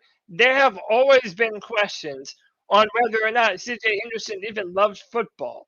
Does he even want to be doing this for a living? Like we have to be honest about the narrative around him. So yeah, I mean, if you don't want to do this for a living, then dude, you've already made a little bit of cash. Go do some other shit. But if you're not going to take this seriously, then get the fuck off the field, man. I just my biggest problem is that I mean, like the safeties were non-existent. After the Keith Taylor play, they made the adjustment and made sure CJ was on him, right? But I just feel like even after the first 2, why are you not putting over the top help? It still just boggles my mind. Who's our free safety? CK, isn't this bizarre? I don't know if I can confidently say who our free safety is. Xavier Woods. Is he really? Yeah, because I think I feel like him and Jeremy Trent are both strong safeties out there, though. You know, it's like, I mean, I understand that that's how he's going to be listed on the depth chart as a free safety, but like, I just really don't feel like we have very defined safeties of who and what their kind of individualized role you want it to be. It's just like both of those guys are safeties. They're not corners. They're not rangy, but they are. I mean, like, do you have a rangy guy out there? Isn't that the term that you use for a free safety? Is a rangy guy? A guy can close in on the field. You see CJ Henderson getting torched, and this guy can come 30 yards from hash to hash and get over there and maybe give some help or tackle it. I don't know if Jeremy Chin or Xavier Woods are that guy. Right. But at the same time, I mean, they weren't even looking over that direction. Like when you watch the replay, these guys they weren't paying attention to CJ or Keith when these guys were running just full speed down like they had their eyes this direction. And so that tells me their goal was not to help here. They had an assignment somewhere over here. That tells me there's a coaching problem on that one. Right now, am I sitting there saying that means that we shouldn't hire Steve Wilkes? No, but I do think that it's fair to say if that's where his strength was supposed to be is supposed to be is helping to the secondary, and it just hasn't been good. Well, that and you bring in Josh Norman, and he's just plays 2 or 3 plays. Like you told us he was going to play 20 snaps. I feel like I saw him in the game like 3 times. It was ridiculous. I don't know if I think Jeremy Chin needs to be either used more traditionally as just a straight up strong safety and you groom him into that, or it needs to be made into a linebacker. And I think that we've had this concern, and we heard that Jeremy Chin had these concerns too, is that, you know, by him trying to be a little bit of everything, he wasn't really great at anything. And I think it's just time to make a decision about like the type of player you want him to be in that scheme. Is he just going to be your strong safety who is going to get down in the box when you need him to and do some coverage on some tight ends and some things like that? Or is he going to be a linebacker? And I don't know what the answer is, to be honest. I know a lot of people are calling for him to be moved to linebacker in the chat. Let's go to the next call. Podcast brothers, how y'all doing? Y'all, I am so fucking pissed off right now. There is no way we should have lost that damn game. That game, I hate to say this shit, that game was fucking rigged.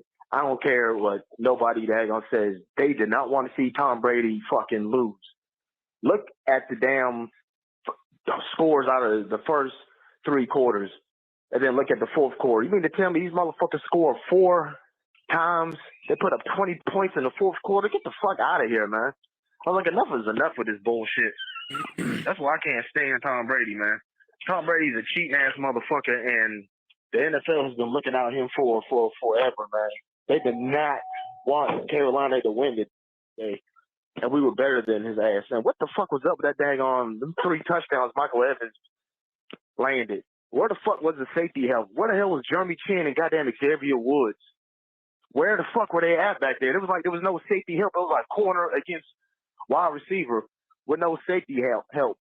That's the only reason why the motherfucker scored them 3 times with Evans, man. I'm pissed off. I'm still a Panthers fan, and New Orleans, I think, won today. So we ain't going to the playoffs, guys. We're not. It was fun, though, wasn't it? It was damn fun. Give me your thoughts on that, y'all. Keep pounding.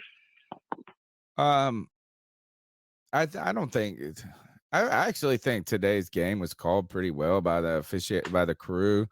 I don't think that they gave Tom Brady any over generous calls on any. Yeah, so I mean, and a lot of times I could see that is like, hey, the NFL wants these narratives to exist in the world. I mean, so there's been moments where that argument works, but today the Panthers just got beat, and it's kind of. I don't want to say that they beat themselves, because then that just takes away everything that the Bucs did and anything good they did. It diminishes it in a sense. But the Panthers had some opportunities. They just couldn't. Defense couldn't play. Defense just couldn't get it done for 4 quarters. I mean, basically 3 quarters they couldn't. They were no good. And the Panthers needed to, protect the ball a little bit better. If anything, that one call on that punt or that kickoff, that punt, I did think that one was funky business, and it started us back, and it just seemed like, all right, now this isn't going to happen. Thanks for the call, G. Hey, boys, Alex here. It really feels like if we'd have had J.C. Horn, we'd have won this game today. But you got to love all the effort the team put in and how Steve Wilkes got these boys playing. I hope to God that man gets his job. All right. Thank you. Here's one more part to his call. Hey, boys. Alex again. Sorry, just real quick. What are we feeling on Sam Darnold right now? Because, honestly, I would love to see him as a bridge quarterback for Corral right now. Like, he might have thrown a pick, but, honestly, that pick was just a slight underthrow, and it was a nice way to stretch the field, and they only got the ball on the one. Our defense let us down on that drive. But, anyways, have a good one, guys. I know it's a tough day today. Thanks for your call, Alex. And I'll ask this question to you, Cody. Then we'll turn the mic to CK on it. After this week, would you say that Sam Darnold's and Steve Wilkes' stock, and do them individually, not together, but like Sam Darnold and Steve Wilkes' stock increased or decreased? I think you have to say Sam Darnold's stock increased. The fact that we put him in at the end of the season and that he was still able to get better and better. He had 341 yards and 3 touchdowns. Like, that is not the performance that did us in. And we can legit look back at this season and say that if you had started Sam Darnold in place of Baker Mayfield, it would have been a better team. And we wasted draft capital to go and get Baker Mayfield. When it comes to so I would say stock up. When it comes to Steve Wilkes, dude, it really is hard to say, man. I mean, this game against New Orleans is going to be very important for his long-term future. I think that he has done incredible this year. I am on the record as saying that I don't know what other man could have taken this group of guys and to turn Steve Wilkes has. But that doesn't absolve him of some of the boneheaded decisions that he made today. And maybe this is an opportunity for him to grow as a coach. It isn't his coaching staff. It isn't the way necessarily the roster that he might want it to be. So it's hard to say with Steve Wilkes. I'll have to say down, considering that we were talking about you have to have Steve Wilkes be your head coach. But now, today, after some of these decisions, I don't know that it's as cut and dry as it was before. CK? I think Sam Darnold, absolutely, stock went up. every single game this year, it feels like he's gotten better and better and better. And this week they called on his number a lot, and he limited his mistakes, meaning he had that one interception. He maybe had some missed balls, throwing the ball, but he made a lot of great decisions. And some of the best decisions nobody wants to talk about are when he throws the ball away and he doesn't try to force anything, right? And that happened like in the half. Like he was basically didn't even have a single incompletion if you take away the ones he had to throw away because it just wasn't there or the pressure was in his face.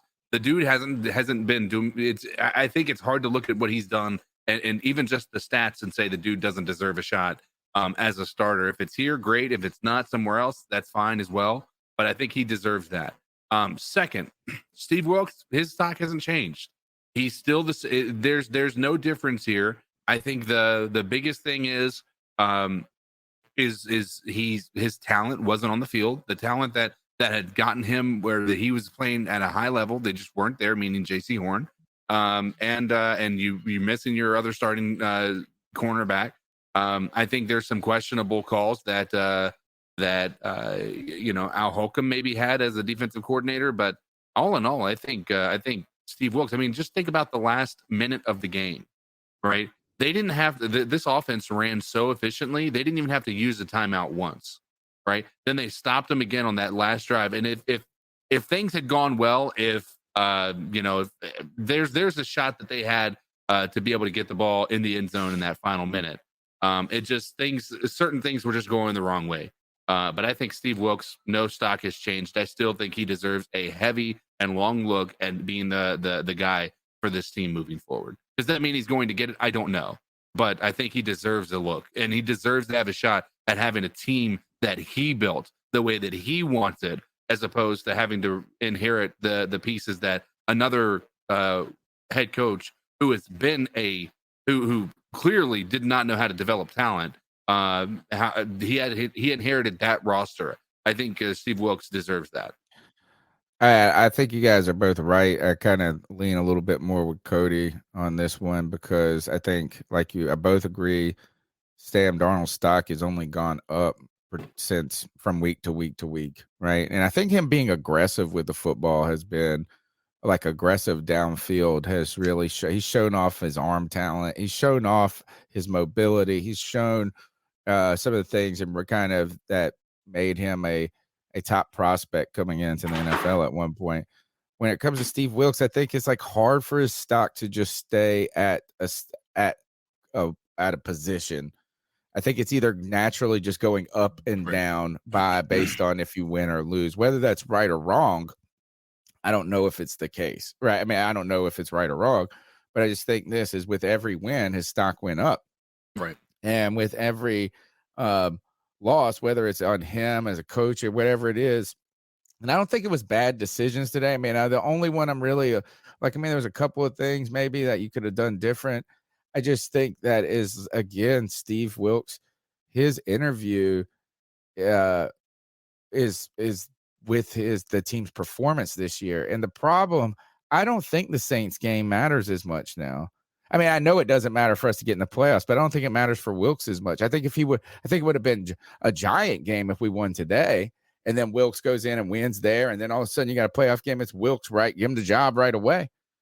But I don't know if winning against the Saints all of a sudden makes you feel tremendously better about Wilkes. A loss next week would have. A loss next week certainly brings it a little bit further into question, though. Yeah, you're right. All right, let's go to the next call. What's up, C3 family? Happy New Year to everybody. I wish 2023 could could have started with a W, but it didn't because 2020, let's be honest, you knew we 20C3. weren't going to win. Not to be negative, but anything that can go wrong will go wrong. But anyway, it was a season that Steve Wilks came in midway. We got what we wanted. We wanted Matt Rule out of here. I see a lot of things going around about the corners, and the corners, they did get barbecued. But when we're going to talk about the pass rush, I don't care how good of a corner you are.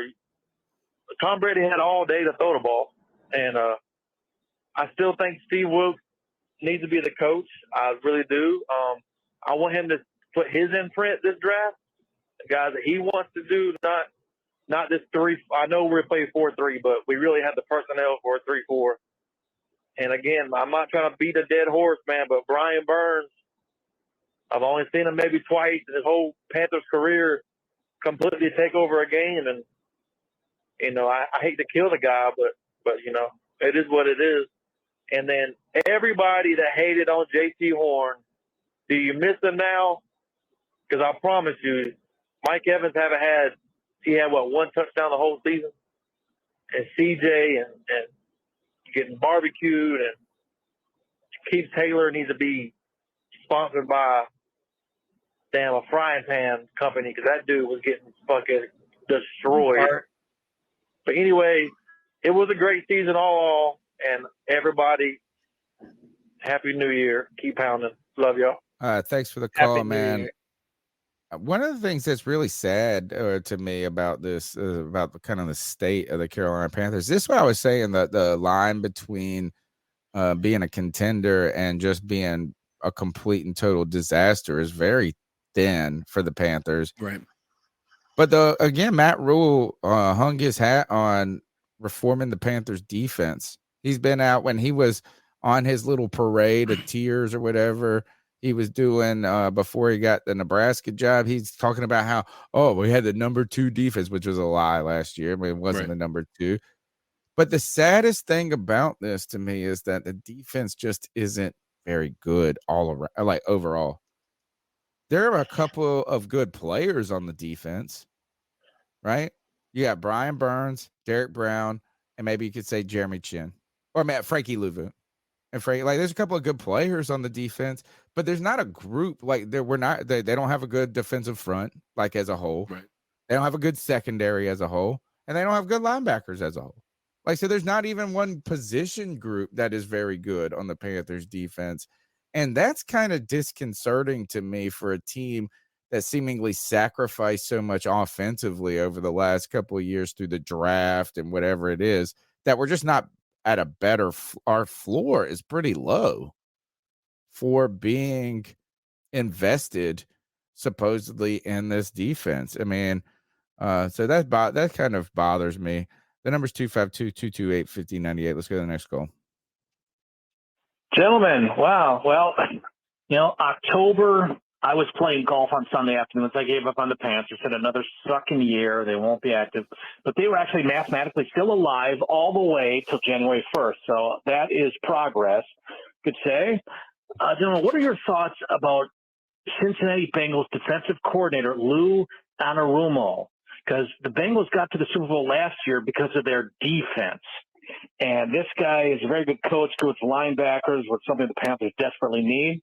So what are your thoughts? And do you, all three of you, believe that defense wins championships? What are your thoughts? And thank you for a great season, guys. Bye-bye. It definitely does win championships. I mean, defense wins championships. I don't think this defense is close to winning a championship. Hold on. But I think it's fair to say defense wins championships when you have a complementing offense, though. The outlier here is going to be the Broncos when they face the Panthers in 2015. But for the most part, when you look at these teams, the majority of people who make it to the dance, they have an offense that's decent, right? Or that's good teams at least above win average. Championships, right? Good teams win championships. The idea that the thing that's tough is defenses do not win championships because defense has been taken out of the game by the way that the penalties are set up now. Right. my personal opinion. And you have to be a team that has you have to win to win the Super Bowl is a monumentally difficult task, even for teams that have great offenses, teams that have great defenses. You have to win the Super Bowl, have to have moments where each of the team you win in a different way. So you can have a great defense, but there's going to be a moment your offense has to perform more than they've had to for the whole season or something. There's going to be a moment you need the defense to get a stop. Good teams win championships, and you can't. I mean, now you don't have to have a great offense. Well, a great defense and a okay offense can win you a championship, and a great offense and an okay defense can potentially win you a championship. But your team has to be good all around. And I just think it's kind of bizarre that our offense is not the biggest problem now. Right. And I don't it's even so know. backwards. Yeah. And it's like every other year and week, it flips. It flips. Somebody And said, we were literally just like, we were talking about how our defense couldn't do anything because we had Baker Mayfield who couldn't convert a third down to save his life. I know. But don't you think that it's weird that we have the same conversation at the end of every year, and that everybody talks about how good our defense is? And It's last not. year they were like, "Oh, we were a top blah blah blah blah defense." I told you all But last year we but were every fraud fan was like, defense. "No, we're not. This defense is not what everyone is making it out to be." And today, it is a living embodiment of that notion. We do not have enough help on the defensive line. We do not have enough help on the linebacker core. Jeremy Chin isn't a safety. We need probably 2 more corners, and We're we not probably really that need talented. we need another wide receiver and another tight end. So it's like there are more holes on this team that we have to address. A ton. Simple. Ton. I don't even know where to start on this defense. Like, what would make the biggest impact next year? Like, I would it mean- be? I mean, so you can't fix everything at once. I know some people. Add a few. Somebody said, you add a few great players to this defense, and then we're really good. Well, you can say that about anything. You know what I'm saying? Is like, I mean, that's a big task. But like, what would make this team better the most next year? And I think it's going to be on the defensive front. Yeah, I think defensive edge. I think defensive end is definitely They got to be able to stop the run too. They need to be an all-around dude, like a pass rusher and run stop, like a guy, not a one-trick pony like Brian Burns. You just think about this, guys. We have like 6 picks. Is it 6 picks in the top 100? Like, yeah, we have a pretty large amount. It might be even more than that. We have a pretty large amount of guys that are going to be signed to this team come April. There's a lot of opportunity for this team to get better. But right now, the part is I almost reserve myself to stop, not necessarily stop caring, but stop making my opinion about it, because they're going to do what they're going to do. And at the end of the day, we're going to have to eat it. We're going to have to sit here and watch it one way or another. We're going to have to believe that Scott Fitterer knows what he's doing. He's going to draft the guy that he believes is going to get this team to the playoffs or to the big game. I don't know enough about these college prospects to be able to make my decision of who that is. It is very difficult to not look at those quarterbacks in those playoffs this past weekend and say one of these guys don't have the ability to play in this league, because I can tell you those guys were balling and they looked great. Included Stetson Bennett, by the way. Oh God! Well done. He's just gonna go down as like the greatest college player ever. Quarterback 1, baby. This kid could not be in the NFL. It would not work in the NFL. Everybody says that, but all this dude does is fucking ball. He's too tiny, dude. You can't even see him behind the line, dude. You can't even see him. If Gardner Minshew can be an NFL player, I'm not even saying a starter. I'm saying if Gardner Minshew can be an NFL player, or a guy like Mike White for the Jets, Stetson Bennett is going to play some NFL football.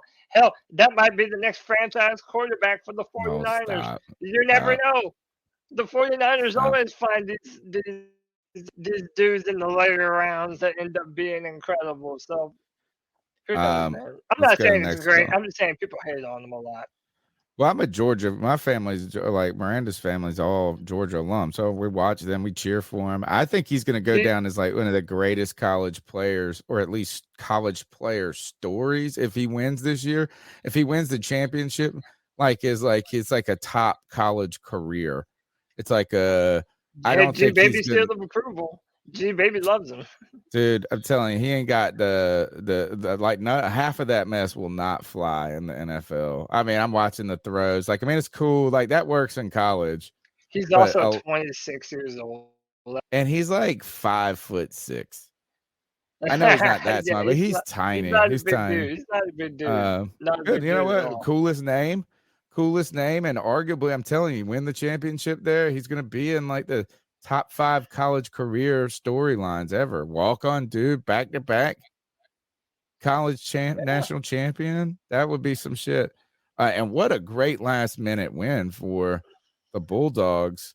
Their defense was the problem. Like the Panthers today, their defense just was. CJ Stroud was just fucking torching them, man. He just looked great. He had his best game of his career. He was like this. He's like, I'm trying to get drafted in the top 10. That's what he using said. His legs too. Like he showed mobility. Yeah. And he's not the fastest, but PrizePicks had him at 1.5 rushing yards. That's all they had him for. You know what I'm saying? So like he did everything right. It's hard not to be impressed with what you saw from him. Yeah. I'm kind of the opinion the Panthers quarterback draft might be in 2024. Let's go to the next call. Oh, hey, what's up, guys? This is Alex from Arizona. I haven't called in a while, but I've been watching the games, and I knew everyone was going to get their hopes up like I did with myself. But you know what? We did not keep pounding for shit today. And I know everyone's been liking Steve Wilkes, but you know what? He didn't keep pounding for shit today. I think we need a new coach. You go for it on 4th and 3rd and get it. But twice, right before the first half was over, on 4th and a foot, he did not fucking go for it. Turned the fucking ball over. Allowed them to come right back and swing into the second half with momentum. The third quarter, we got lucky we stopped them on that long-ass drive and blocked field goal. I mean, dude, the coaching was fucking terrible today. You know, why the fuck did we pick up Josh Norman and not fucking play him more than like 5 fucking plays? Taylor they ran the same fucking play to Mike Evans, and they scored so easy. Why are you going to pick up that cornerback? You know, why are you going to pick up Josh Norman talking about we're going to play him about 20, 25 snaps today and fucking play him 5 snaps? It's terrible coaching, bro. 4th and 1 twice, don't go for it. You want to keep Tom Brady off the field, don't give him the damn ball. They give him the fucking ball. They get a momentum swing. They go with the hurry up, no huddle. They score. And then you're not going to win with turnovers. That calling today, we went to the air way too many times, turned the ball over, didn't keep it to the ground, had no run game. They made us one-dimensional.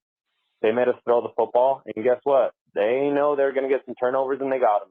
Now look at us. Oh, man. Well, better luck next year, guys. Keep pounding. Thanks for the call, man. Let's keep rocking. How's it going, y'all? This is Cody, man. I called back maybe a season ago when we were going through all that Matt Rule crap last season. Well, I'm not mad about the game. I mean, letting Mike Evans, they were kind of disappointed, but it is what it is. Wilkes is my head coach. I feel like he gets the job. And who knows, if we started with Wilkes this season, then our season would be continuing right now, even after the loss. But, heartbreaking loss, but Tampa's, first round exits in the playoffs. But yeah, we saw them get back in touch with y'all. Keep playing the boys. We'll be back next season. Peace. All right. Thanks for welcome back, man. Welcome back. Thanks for the call. Let's keep going. Hey, my name's Nico. Been a lifelong Panthers fan since '95. I'm calling to talk about why Wilkes put us in a better situation than Rule ever would. Rule would always take a timeout to stop a delay game, but Wilkes let it run, which is smart because then we had all 3 timeouts and even a chance to win the game at the end of the game. If that was Rule, I mean, there'd been no chance for a winning drive. So, yeah, that's just a small example of why he's been so much better as a coach. Thanks. Hey, I want to respond to this if that's cool with you. Yeah, go ahead. So if you're a Panthers fan, the only thing I challenge you, and it's going to be so hard because we've been dealing with mediocre coaching for the past few years. Do not look. I love Steve Wilkes, but if you're grading him based on what Matt Rule did, that isn't going to be a ruler of success, right? Like just because he is 3 times better than Matt Rule, like we want him to be better, or we want him to be the best coach in the NFC and the AFC and the entire NFL, right? So do we see that being a possibility with Steve Wilkes? Do you think you look at Steve Wilkes and say he is a guy who is going to take you to the Super Bowl? Like if you feel that way, then let's go after him. But I think what we get and what we've had, it's sort of like the quarterback play too, right? We've seen Sam Darnold play really well the past few weeks, but he's still not like playing top 5 quarterback play, right? You still kind of want to get that guy that can win the game at the end of the day and actually put up those numbers, similar like Brady did today, right? That's what you hope you're going to be getting. Sam Darnold could end up turning into that, but like we've been so accustomed to horrendous quarterback play, that when we see okay or above average play, we're like, oh my God, this is the greatest thing we've ever seen in our lives. And I'm guilty of it. And a lot of people in chat are guilty of it. But the same thing with Steve Wilkes. We've been so accustomed to horrible coaching. We see above average coaching and we're like, oh my God, this is the guy moving forward. Let's take Rule out of the equation. And if Rule is out of the equation, if you really feel that way about Steve Wilkes, which I lean towards that way, I feel that way about Steve Wilkes, then at that point in time, I think we can 100% say that he's the guy moving forward. I think he's done well. I would just say that situationally, he hasn't made like any super errors. We have he looks composed, so he's done a lot without a lot. I think I would like him to have an opportunity because I want to see what he wants this team to be. Right. I want to see what he does with an entire offseason of getting guys ready, going through the draft process, getting the guys that he wants on this team and seeing how he builds it up. Because I think that is going to be way more of an indication of what type of a coach and if he's going to take us there or not. The only thing is like, unfortunately, Matt Rule, his contract set the precedent for how much you pay a coach here in Carolina. And is Steve Wilkes going to accept less than Matt Rule got paid? Because I sure as hell wouldn't if I'm him. I'm like, I did better than him for the 3 years for half the season than he ever did here. I think I deserve to get paid more than what you thought he was worth. I think not winning today means that they're going to go and get an offensive coach. I think that Wilkes probably has. I don't know what the word should be. Deserves the job. I don't know if I'd say that. He's done a lot to show that he could be a very good head coach in the NFL. But I think too, part of your history of ownership is going to dictate who your next hire is. And I think what Matt Rule exposed is having a guy who isn't really great at any one thing is a liability in a certain way.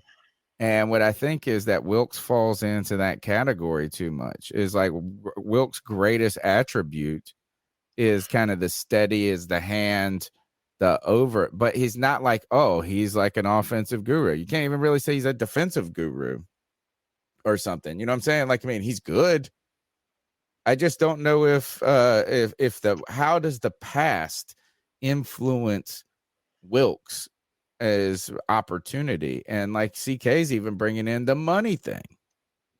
Do you want to? I don't know. It's gonna be really interesting to see this coaching, how they attack this. We need to try and get Josh Klein on the beat check because he's going crazy on Twitter, basically saying like, we have Sam was turnover prone today, and you also had a terrible defensive performance, with like your fourth corner, and everybody just wants to put that on Steve Wilks. And to that point, there is a lot of sense to be made by saying what we had been saying before, that if you give Steve Wilks an offseason and an opportunity, a free agency class to build this team in the right direction, again, like I said, I would not mind that. Like if Steve Wilks is named the head coach, I'm not sitting here saying, damn it, we messed up. We messed up by giving I'd Steve feel Wilks pretty a good. job. I would feel good. Right. But what the Steve Wilks defenders also need to hear too is that David Tepper, just like the Raiders did when they didn't rehire Versace after he took them to the playoffs, if he feels like there is some offensive mastermind coach that he can get into the building that is going to lead our charge on offense for the foreseeable future, they do want to draft a quarterback, you will never have a better opportunity to pair an offensive-minded head coach with a young quarterback. So maybe that alone is something that, especially with our recent history, maybe David Tepper and Scott Farrer just aren't willing to do that again. So And I think the rule hire, the rule hire was so bad, turned out to be such a disaster that the fallout to it could, you can throw a lot of babies out with the bathwater because of it. And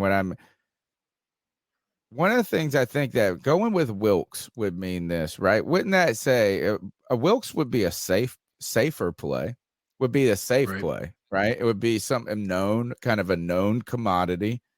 And you would say has a relatively high floor, right? As a coach, right? The question is the upside. Is the upside there? The ceiling, how high is the ceiling? The problem with Matt Rule is he had a very risky low floor and didn't have a high ceiling. So how is that going to influence is the high ceiling and or low floor going to be more alluring? Which one will be more alluring to David Tepper? We'll be following that. Let's go to the next call. Well, Panther fan 22 here from Greensboro. What a disappointing game today. I mean, C.J. Henderson and Keith Taylor should be released. A lot of this I'm going to put on the back of Steve Wilks as well. You got to make some adjustments. You brought Josh Norman in when you constantly see Evans beating all of our cornerbacks. Why not put Norman on? He can't be any worse. He shut him down at one point in time in his career. It's hard to be excited. Now we're going to be picking out of the top 10 more than likely. And we didn't make it to the playoffs. We're not going to make it to the playoffs. They say we're still in the hunt. We're not really in the hunt. We're just not mathematically eliminated right now, and that doesn't make it any better. Man, this team just plays with my heart too much. It's really frustrating pulling for these clowns. Just hope we do better next year. I'm looking forward to the off season, to the draft. Let Sam Darnold battle it out with our rookie and draft a defensive tackle and a defensive end or maybe a cornerback with our first couple of picks. We need some help on the other side of Brian Burns and J.C. Horn. We could have really used Horn today, but that's just the way the season goes. Y'all keep pounding. Thanks, Frank. All right, thanks for the call, man. We appreciate it. I know it's kind of it is the trials and tribulations of being a fan. Let's go to the next call. Bro, by the way, before we do that, CMC, man, he is the only piece of offense on that 49ers team. All my prize picks are ruined today. They're going to run him into the dirt like we did. And he is going to be I just can't see. By the way, they're not the powerhouse people think they are anymore. Okay. I mean, they're 24-24 against Las Vegas with their backup quarterback. Oh gosh. The Raiders are also schizophrenic. They're a schizophrenic team. Let's go to the next call. Damn, I'm so fucking frustrated. I had to call again, dude. But you know what? This reminds me, like last year when we played the fucking Redskins, Cam Newton came back and we played against Ron Rivera. And Ron Rivera he fucking came out and was like, I'm going to fuck these dudes up. And they had Taylor Heineke. And they fucking went for it almost every fucking time on 4th and short and got it. They beat us. And I just felt like we were going to come out today and we were going to play like we had a chip on our shoulder. We had momentum up 14-0, 4th and a foot. You know, I'm hearing you guys. I'm listening to you guys right now and I'm calling in. But, man, I'm sorry. But, yes, Steve Wilks, I feel like the fans and the players want him to be there because we only won one fucking game with Matt Rule. And he came in and he got us 4 wins and fucking 8 losses, whatever. So it's so much better. But realistically, guys, that should not be our fucking head coach. We should be fucking talking about the playoffs right now, and we're not. The coaching lost us this fucking game. Okay? They should have double coverage on fucking Julio Jones and Mike Evans today. Right. Those guys didn't run for shit. Julio Jones. They averaged like fucking 1.8 yards a carry. So you knew Tom Brady was either going to throw it down the middle for a couple yards or he was going to throw deep. They had nothing. And we just couldn't fucking get the coaching. We did not drop the ball on defense. We did not drop the ball on fucking offense, actually. I felt like we dropped the ball on coaching today. And Steve Wilks should not be our fucking coach, man. This is Alex from Tucson. Guys, keep pounding. I mean, maybe. Thanks for the call. I don't think that I do agree that the Wilks has just been such a breath of fresh air in lieu of Matt Rule that's Right. given. That's one of the things you could be emotionally. I mean, it's a good storyline to him and some different things, but like when it comes to coaching, I don't think it was just coaching that lost us this game. I think the defense played poorly. But then if you do want to talk coaching, maybe it's not only Wilks in this case, it's the Al Holcomb, who's the defensive coordinator. And the question is, if you do go with Steve Wilks next year, will McAdoo return as offensive coordinator? Al Holcomb is his boy. That was his defensive coordinator when he was in Arizona. He's been tight with him. I mean, they're friends and kind of in it together. Right. They have that tight relationship. Will he automatically come back? So I don't think it's ensured that Steve Wilks is necessarily enshrined as the coach. And he should be, like you said, I think, CK, you said it well earlier, is that he should be given a real good hard look, but you can't only let your kind of post-rule happiness guide you have to think with your head and not your heart. And I got to say this, guys, you said, Cody, I want to ask you one question, and then we'll go to the next call. You said that next week was very important for, was it Steve Wilks earlier that you said that? Yeah. Yeah.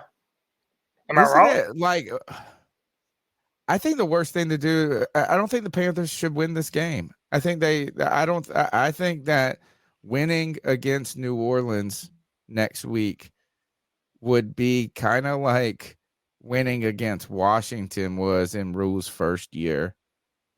But even it wouldn't be worse. that bad. No, it wouldn't be that bad. We dropped down to like 14 or something crazy like that. Or it was something really bad. First is that the New Orleans is going to leapfrog us in the draft, and they don't have a pick. So Philly's just going to get another top pick. Right. If that's the case.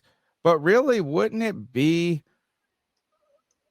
I mean, wouldn't it be nice to shake out if we could move somewhere from 8 to 6 or 5? Wouldn't that make it a little bit better situation in the draft? I would think it would help a little bit. It wouldn't hurt. I think moving to 12 would hurt more. But see, that's the thing. Help. Like now we're doing this thing as, we should lose to protect the draft pick, and it's fans. Not only do certain fans hate that, but even the fans that do want us to do that, good luck. These guys are all playing for something. They're not just going to go out there and just put out a piss poor performance. Right. And part of the reasons why I said that about Steve Wilks is, yes, every game going forward is a part of his job interview. And he It's has to important for continue him, to but it's not impress. good for the Panthers to win. Yeah, but how are you going to lose? Like, no one's going to willingly lose the game. No, So, but like, wouldn't it you're be talking nice to about- lose by 1 point? If Be you're really, talking like, about draft competitive. position, yeah, at this point, since we're not competing for anything, a loss for us objectively would technically be better. However, seeing how this Panther team is, now that nothing is on the line, I fully expect the Panthers to win next Sunday. I mean, Well, that's just every being other real. week. Like, Every other week. And how about Yeah. this? Is that if the Panthers don't win, does that preclude Wilks from getting the job? Does that kind of, what could happen with losing 2 in a row for Wilks at this moment? Would that put him out of the running, or would his stock be just the same as it was after this week if he lost in a competitive game next week if on he the lost, road? I think all of those same arguments still apply to him. That the roster is not good. Right. You have bad corners. You need another linebacker. You need another D end. We have so many other needs that I just think that Steve Wilks was having to do a lot this season with not a whole lot to his name. We needed to steal one today. That's going to be the argument for Steve Wilks going forward. Hey, Roosevelt Mongo gave us another $5. And this is something to talk about, too. The NFLPA filed a grievance against the Panthers.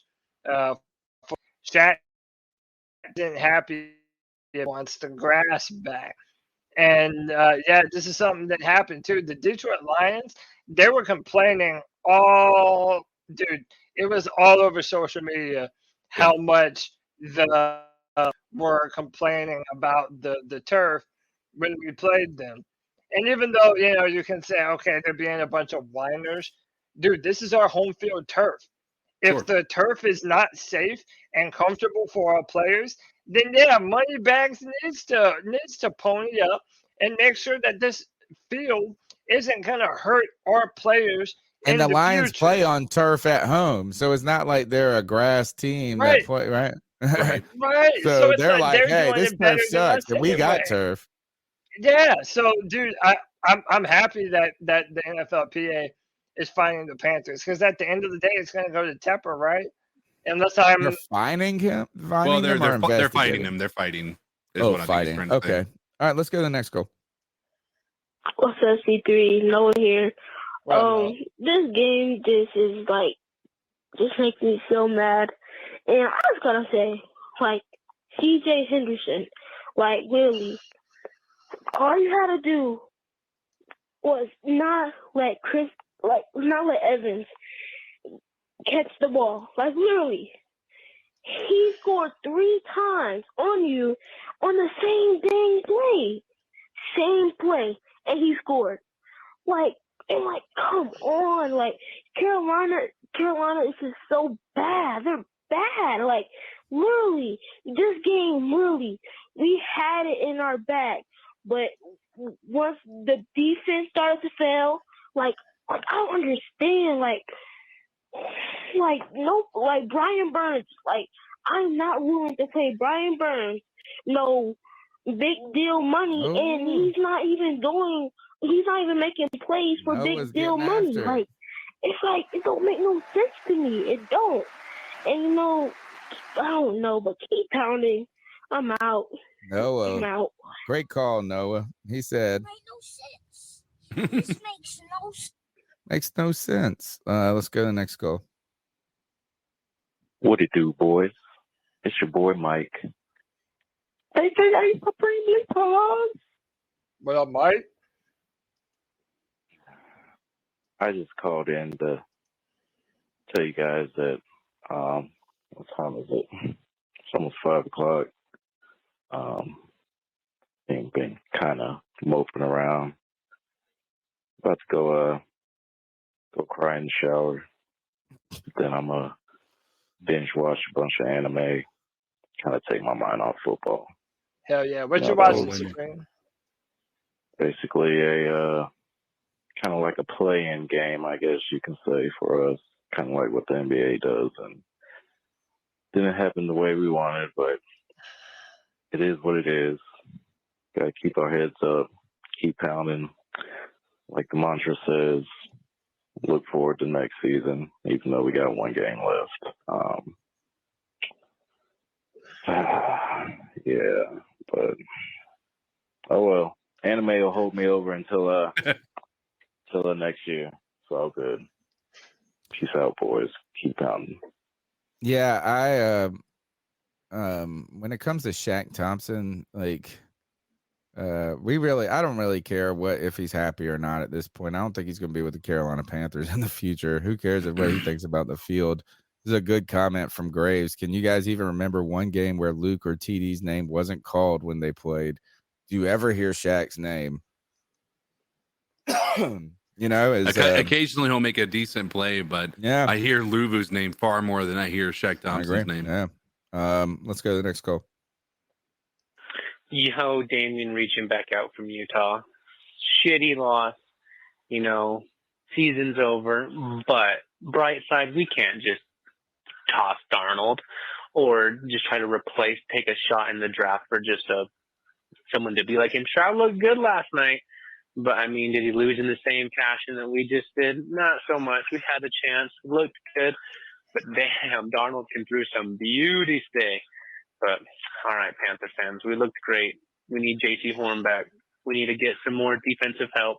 We need to re-sign Josh Norman. Because, goddamn, when he was on the field, they didn't do nothing. What are the stats? I don't even know the stats. Why sign him, though? All right, my friend.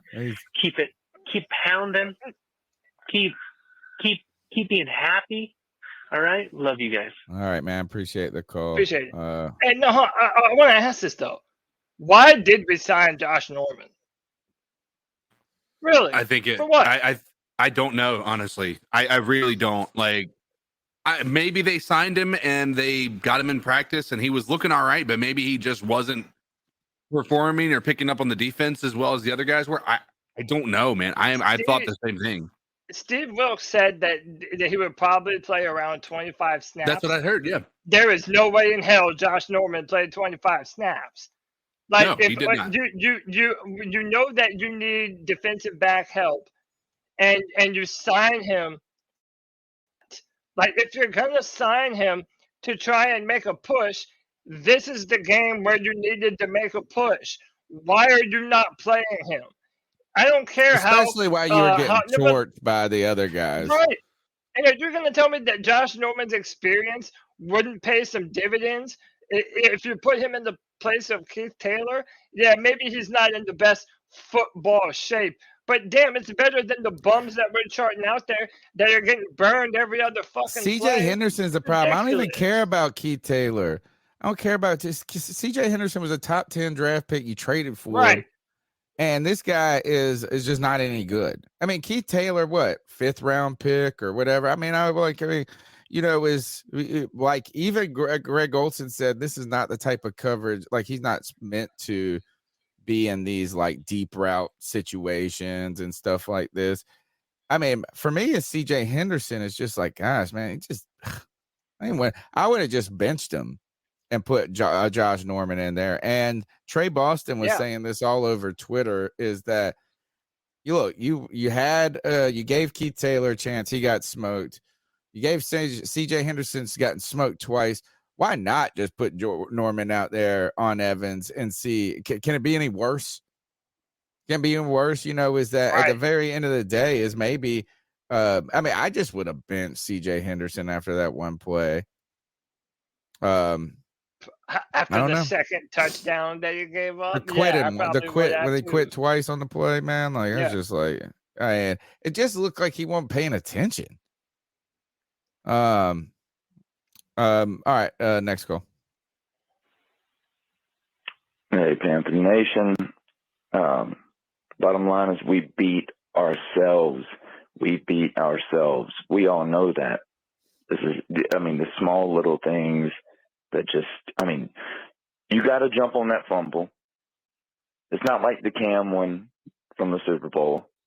You got to jump on that one. You don't run and try to scoop that one. Got to jump on that. It was an awful pick that he threw. Awful. So other than that, Sam did a hell of a job.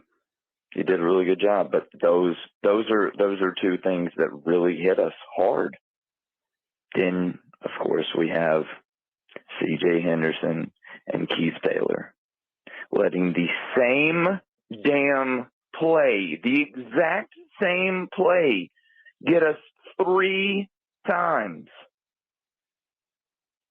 That's us beating ourselves. How do we not? I mean, you have to get extra help. We have to, no matter what. I mean, you have to adjust and realize, wow, we need to have a safety out there. As much as we don't want to, you're going to have them. I don't care if it's at the damn goal line. You have to have them out there because these dudes are going to be toast, burnt like toast. That's how it's going to be. Which made me think Wilkes kind of seemed in over his head right there. Now, I'm not saying Wilkes shouldn't be our head coach going into the next season. It just seemed like, if you can't make those types of little adjustments to make sure that shit's not going to happen again, that's rough. Fair point. Somebody was saying that they think the defense lost it for us and whatnot. I don't think that. There was a couple guys, those two that I just mentioned on defense. Yeah, they did. But Luvu and a lot of the players that were doing special teams did a hell of a job. I don't think it was the defense or really any. We just found ways to beat ourselves in every possible way.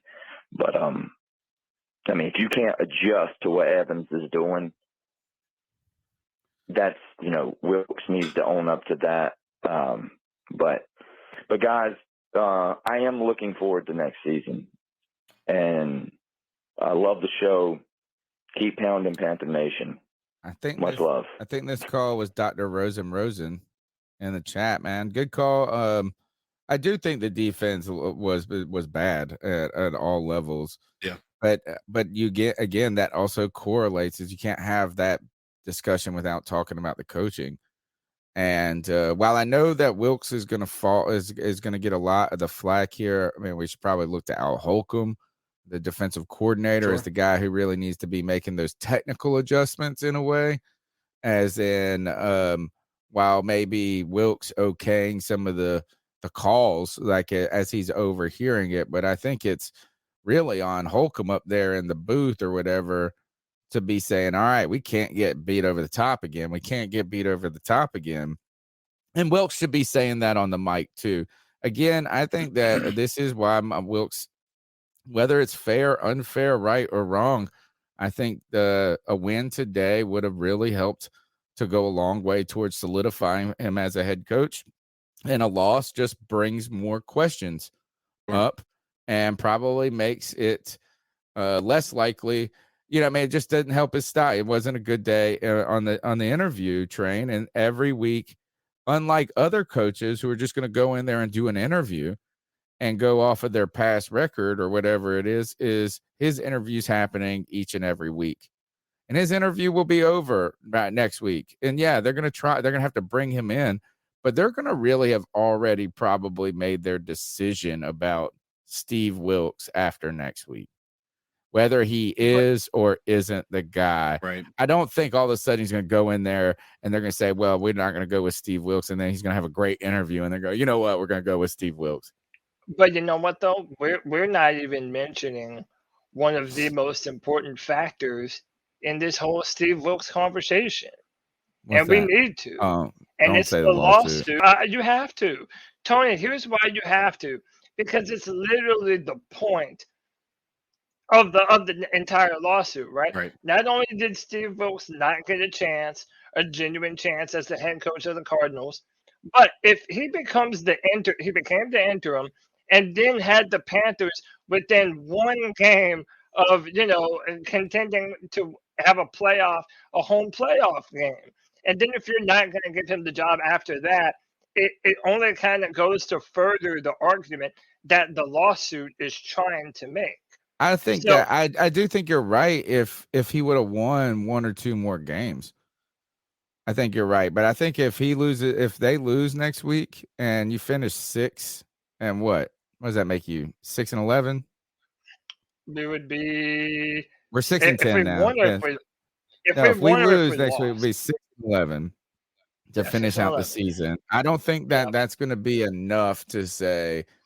I think there will be enough questions to where you could say, "Look, is that we're very impressed with what he did, but we just don't think he's the long-term solution." But I think if he won this week, then like you're saying, all of a sudden it becomes harder and harder not to hire the guy in lieu of that. It becomes a bigger. I'm trying to think of the right word. It becomes a much bigger controversy if he did win. Yeah, and you but didn't hire him. Losing out, okay, if you lose 2 in a row, I think there would be enough kind of things to where you don't have to feel like not bullied into it. But I mean, like if he would have won this week and next week, and you didn't hire him, then that's the whole point, right? I think he just needed to win one more game. I think the Pittsburgh game and this game, either one, you could pick either one of them, and then that would have made you in contention in week 17.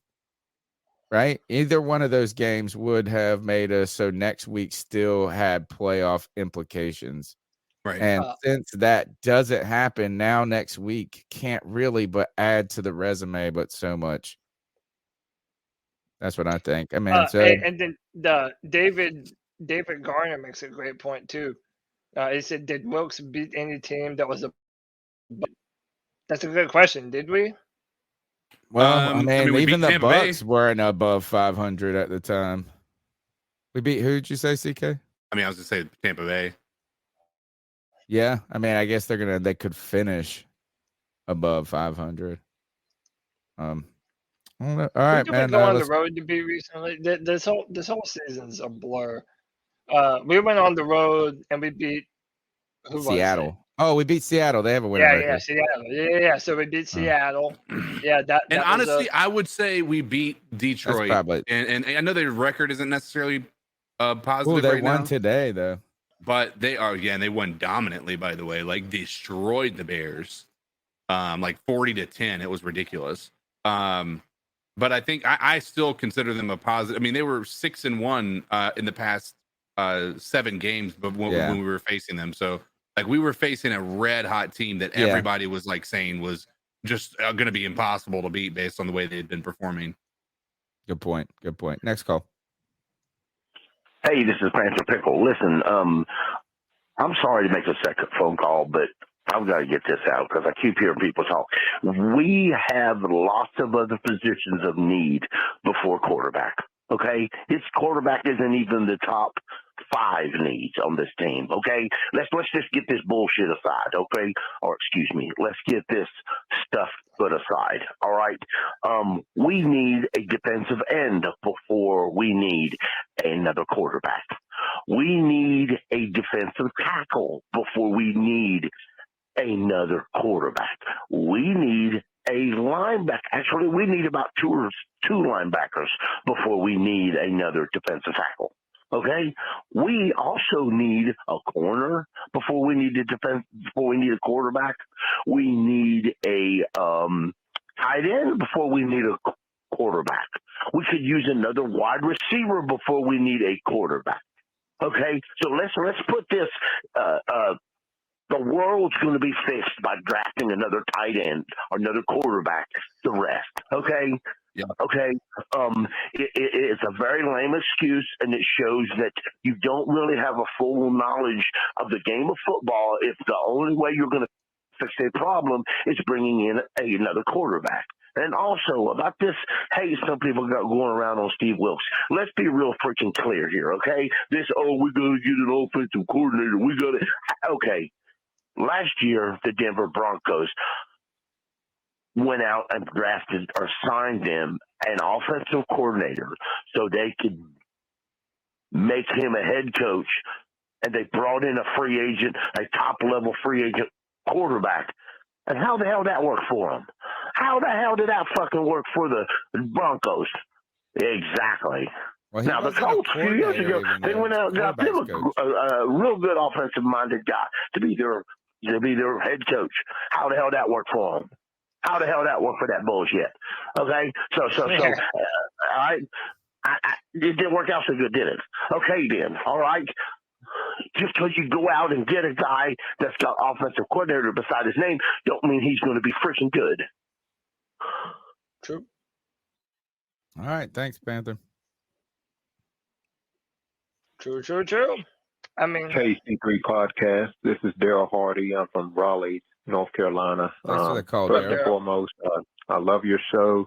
I think you guys put out great content, and I just really love your show. Man, we appreciate it. One of the first things I want to say, sometimes I feel like it's agonizing being a Panthers fan.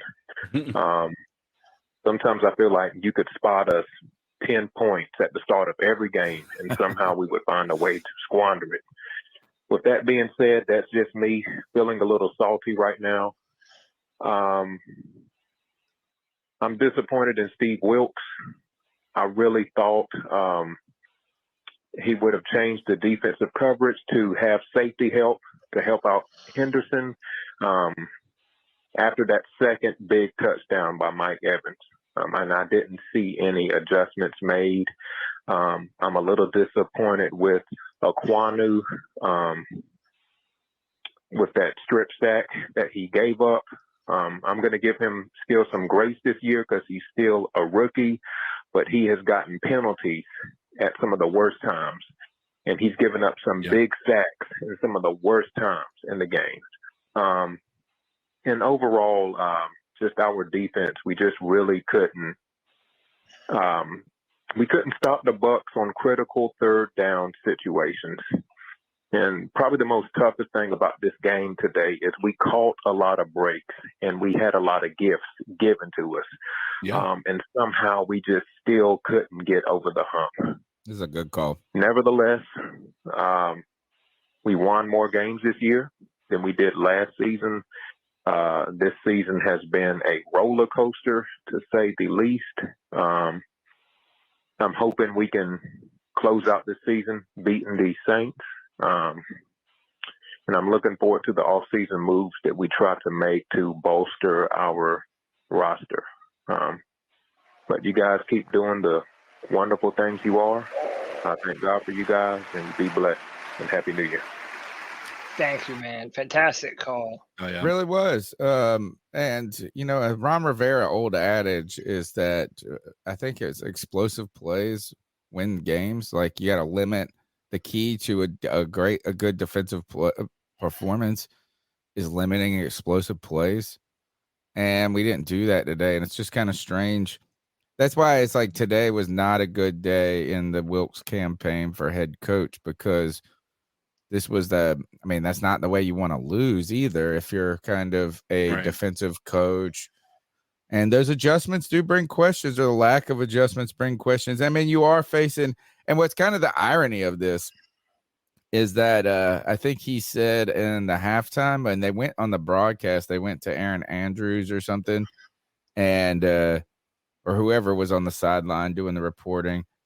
And the message that Steve Wilks said to the players was, be aggressive. You got to remember that the GOAT is over there, the greatest to ever do it, and Tom Brady. And we've got to beat him. And then the irony is that Wilks even fell to that advice, couldn't even rise to that occasion in a sense. Hey, before we go on, shout out to the stats. My man, he's been on the Friday free for all. He gave out 10 gifted super fans. Oh man, nice. Yeah, so now we got 10 more super fans that can use our custom emojis, custom tags. So shout out to the man. That was really nice. That is awesome. And you can be a C3 super fan. It's just a small way of supporting the show. $1.99 a month gets you the loyalty badge, and you can move up the ranks for Steve Wilks is one of the images. And I'm probably going to add Sam Mills as the 1-year member. I think we'll put a little picture of him or something to that effect. I'm going to add. So we'll be doing a lot more with that. But all the people that are calling in, participating in the chat, smashing the thumb, subscribing, listening from like Daryl from Raleigh. Listen maybe on Spotify, iTunes, TuneIn, Stitcher, wherever you get your podcasts. You're supporting the C3 Panthers podcast with your time and your energy and love. We appreciate it. And we wishing you a happy new year despite this challenge. Now, brace yourselves, folks. It's time for G-Baby. Put on your flame retardant. Hey. I know a lot of your hearts are broken, but you know who the fuck it is. Booyaka, booyaka, booyaka! Got a great intro. I know you guys are broken. Trust me, I've been there plenty of times, plenty of years. Oh shit, we got comforting G-Baby today? Getting my heart all invested, getting out of character, losing my sanity over this fuck-ass team. But when I say I told you so, I'm going to have to say I fucking told you so, man. I got clowned. I got beat the fuck up when I said we should have traded J.C. Horn and Brian Burns. Looking at today, did we have J.C. Horn today to help us with this big-ass playoff run you guys wanted to have? No. Want to know why? Because you always got broken bones. If you're going to fucking put that injury-prone tag on Dante Jackson and company, you need to put it on fucking J.C. Horn, too, because he wasn't there. I got clowned because I wanted to trade Brian Burns. And we got offered 2 first-round picks. Even though they're fucking future first-rounders, aren't we rebuilding? Aren't we looking towards the future? It's like, goddamn, y'all get your dicks played with, and now you want to wife the bitch. Like, come on, bruh. Let's slow it the fuck down, bruh. Like, come on. 2 future first-rounders and this year's second. Now, imagine how that looks now if we would have taken that fucking trade. Especially from the Rams. Think about that right now. You guys want to clown a bad record. Come on, man. Running game non-existent. We can't run the ball because every single time we play a great or even semi-good playoff team with a fucking good defense, they stop the run. Yeah, we was able to run all of the yin against the Lions because they don't got no fucking defense, bro. They don't got no linebackers. We face a great defense with 2 great fucking linebackers and Levante David and fucking Derek fucking White. They had 2 D tackles. They had Vita Vea and they had fucking Akeem Hicks. That's big boy football. But then you guys want us to tell, Brian Burns, he's someone on the outside. He had fucking Hassan Riddick and still didn't do shit. He's not an elite pass rusher. We can't pay this man this bag. Do you want to franchise tag him? Maybe. I got a lot to fucking say because, G-Baby, you're not a fucking fan. You want to trade the whole... No, I'm a realist, man.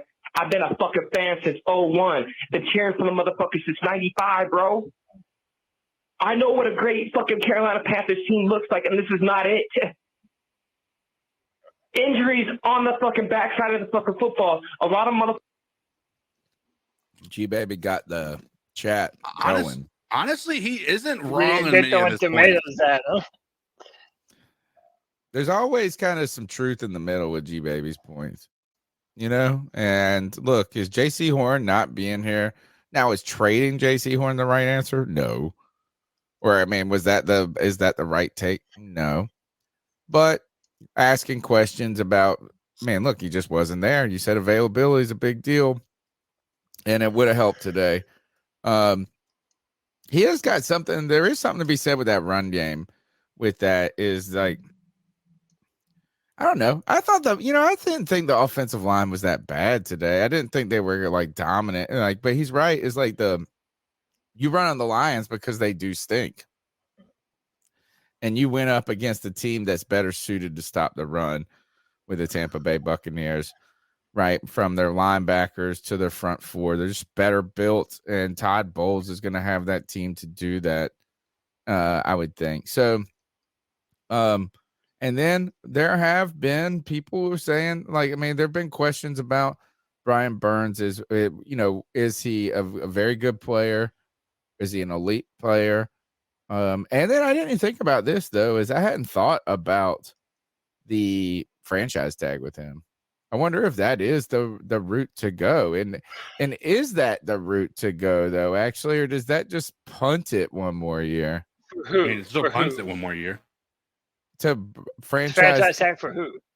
Brian Burns. Maybe if you franchise tagged him and drafted a defensive end at like 8, and then you could see, man, what if we maybe get that guy and this tandem could work together, and then you sign Brian Burns the next year. I don't know. It'd be interesting to see. Potentially. Here's my thing. He mentions, Dante Jackson. He's a big time defender of Dante Jackson. But here's the thing. J.C. Horn is a better player than Dante Jackson. And he's also younger, totally. too. So it's like there's a difference between those two, G. Like, that's the difference. There is a difference. And the part where I say you've got to understand, like, you've got to be able to look at it in two separate occasions, right? The problem is Dante Jackson has been injury prone for longer, like every single year that he's played, and he's in his 5th year now, right? But a couple more years for J.C. Horn, you do have to put him in the same category. That's where I say he does make some points, but at the end of the day, it is clear the difference between the two of those guys. J.C. Horn is. I mean, it's not even in the same stratosphere. Like the type of player. Dante is like a tier 3 corner, and J.C. is a tier 1 corner. And so you still sell the farm for that tier 1 corner, especially if you can get a guy to compliment him on the other side. Dante is a good corner on a good defense. Right. Yeah. I mean, he's a good player, a good defensive player. To be honest, is maybe Dante should be a free safety. Maybe. A lot of people have been saying this for a long time. Yeah. Get that speed, put him out back there, man. Yeah. I would do it. And if not, stop putting him on the outside. Put him in the slot. Like, put him in the slot. That's. I mean, it'd probably be less physically imposing on him to be a free safety. I don't know. It just seems like at this point, man, we need it. All right, let's go to the next goal. Hey, what's going on, y'all? It's Coach again. I see a lot of people talking about, like, drafting QBs and whatnot. Y'all got G-Baby in the chat a little riled up. I'm not going to bump heads. Like, everybody has their opinion, but I feel like definitely going off of what Cody said, having Brian Burns and Derek Brown and adding another D-end like Miles Murphy from Clemson, or what's his name from Iowa State, Will McDonald, like these big guys. I think Miles Murphy is like 6'5", like 2 something. We need big explosive guys that can get to the backfield. And imagine Miles Murphy coming on the one corner, Burns on another corner, and Brown coming through the gut.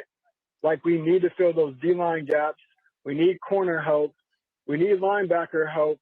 I just feel like there's so much holes in our defense right now. I mean, I'm not even going to add to the C.J. Henderson because we all have our feelings about that and have our own opinions about it. But, like, we need help. There's no point in going and get, number 1 prospect quarterback and trying to trade up all the way to pick 2 when it's not going to happen. Those quarterbacks are going to go boom, boom, boom, boom. Like, our best bet is best available on the defense because we got gaps in almost every position on the defense.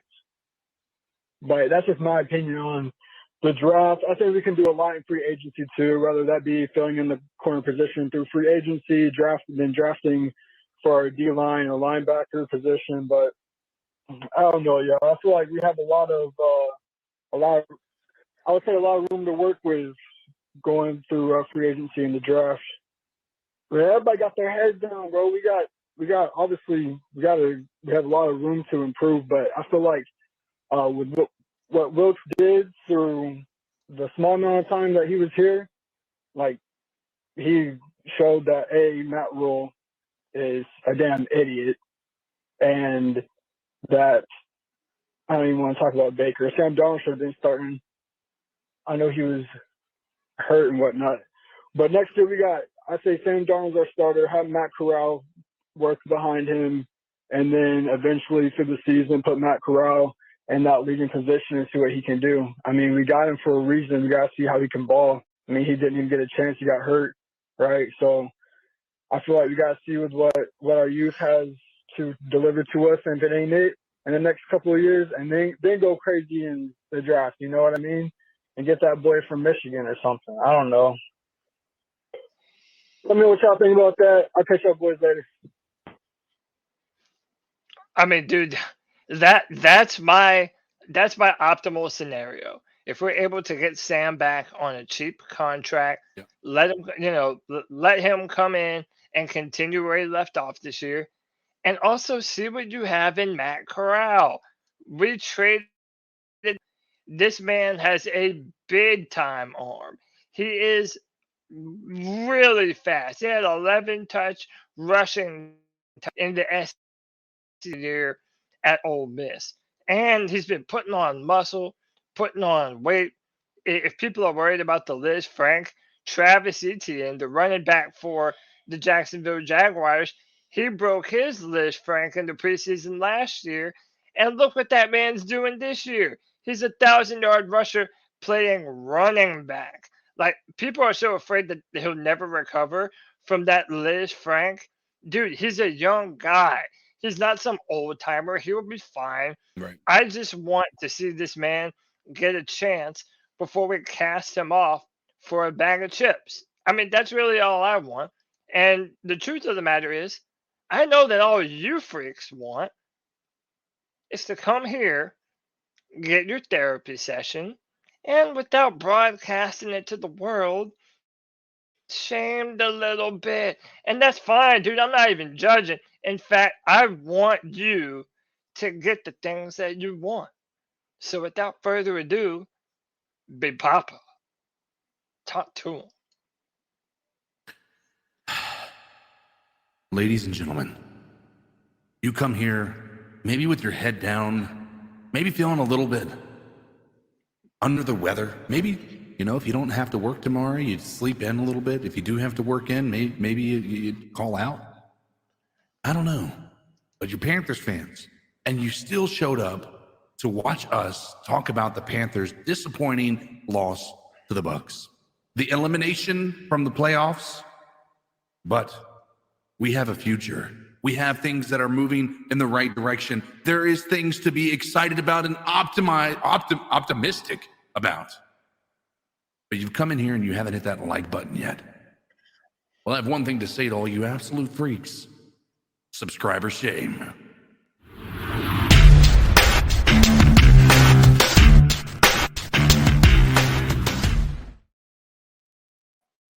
And 77 people strong, 110 thumbs up.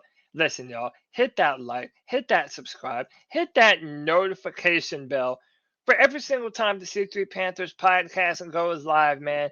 We might not be able to directly affect what happens with the Panthers, but you can definitely affect what happens with the C3 Panthers podcast. Hit that like button, hit that notification bell. That helps us be seen by as many people possible. We're trying to grow our Panther fan community. And listen, it didn't happen this year, but eventually, boys, we're going to be doing this podcast in the playoffs, damn it. It's going to happen. It is going to happen, but we got to buckle up.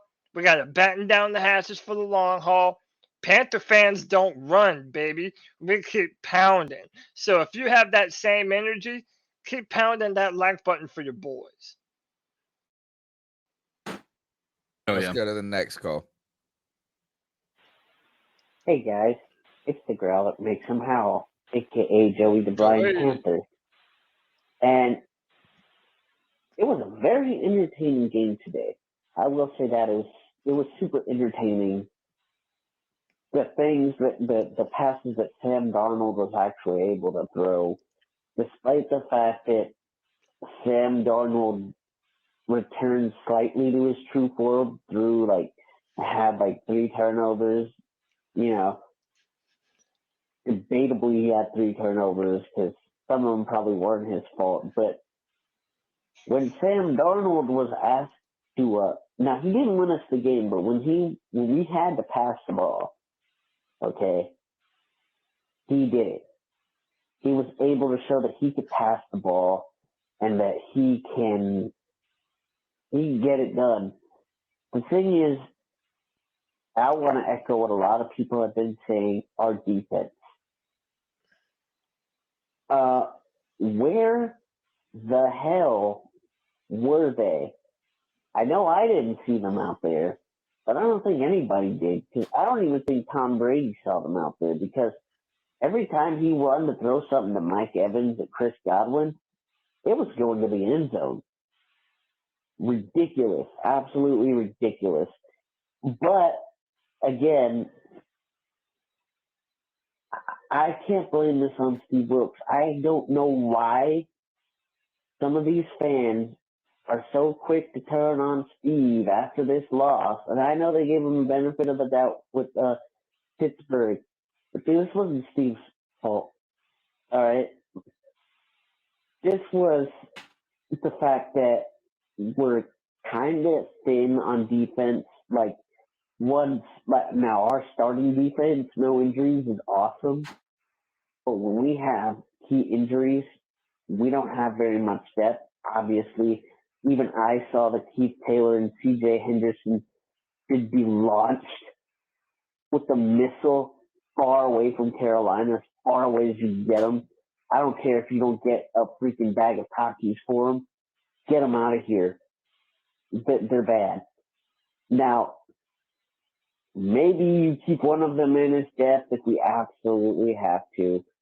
We got to do something about our cornerbacks. And it's like, we saw so many needs today that it would be foolish just to go all in on a quarterback. And I know I got some of you more energetic than Tom Brady after winning this game today. Anyway, guys.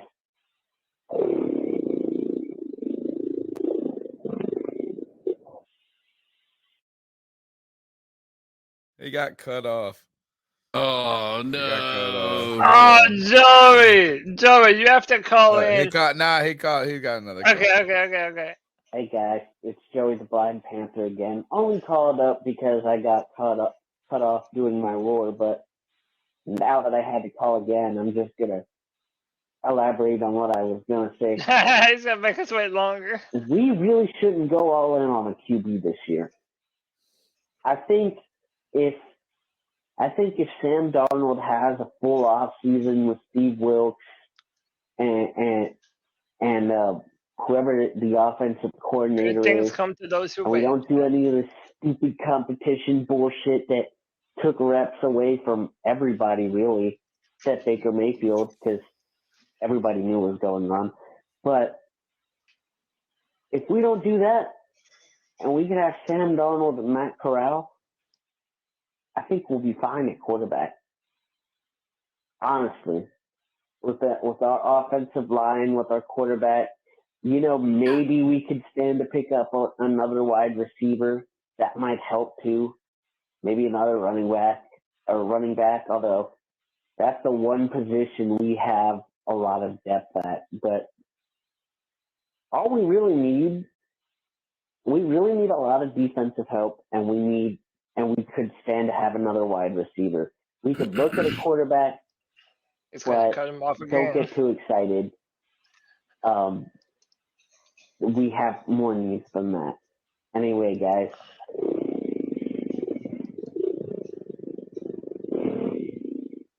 Wow. That growl is so legendary now. While Joey is doing his calls, the chat is just like, do the growl, do it. Here it comes. All right, next call. By the way, I agree with everything my man said. Like literally everything. Like Sam Darnold and Matt Corral, you could do a lot worse than It's that. one of Joey's better calls, I would say, is when my man started out saying I couldn't see it, but I don't think anybody else could. I was like, man, good call. Good call. Next call. Yo, C3, it's JD again. JD? I was in the comments and somebody just said something and it resonated with me and I wanted to call in. But the comment was the hardest thing about being a Panthers fan is hearing other supposed fans bitch about the team. And like I said, it resonated with me. We lost today, and that sucks. But as AJ said also in the chat, if Wilkes wins this game, half the people that are sitting there hollering about how he's not a head coach, half those people are going to be sitting there hollering about, oh, he's the greatest thing since sliced bread. You wishy-washy. You have no loyalties whatsoever. Like, I'm saying this not trying to be Mr. Positive. There's good to take away from this game. There's bad to take away from it.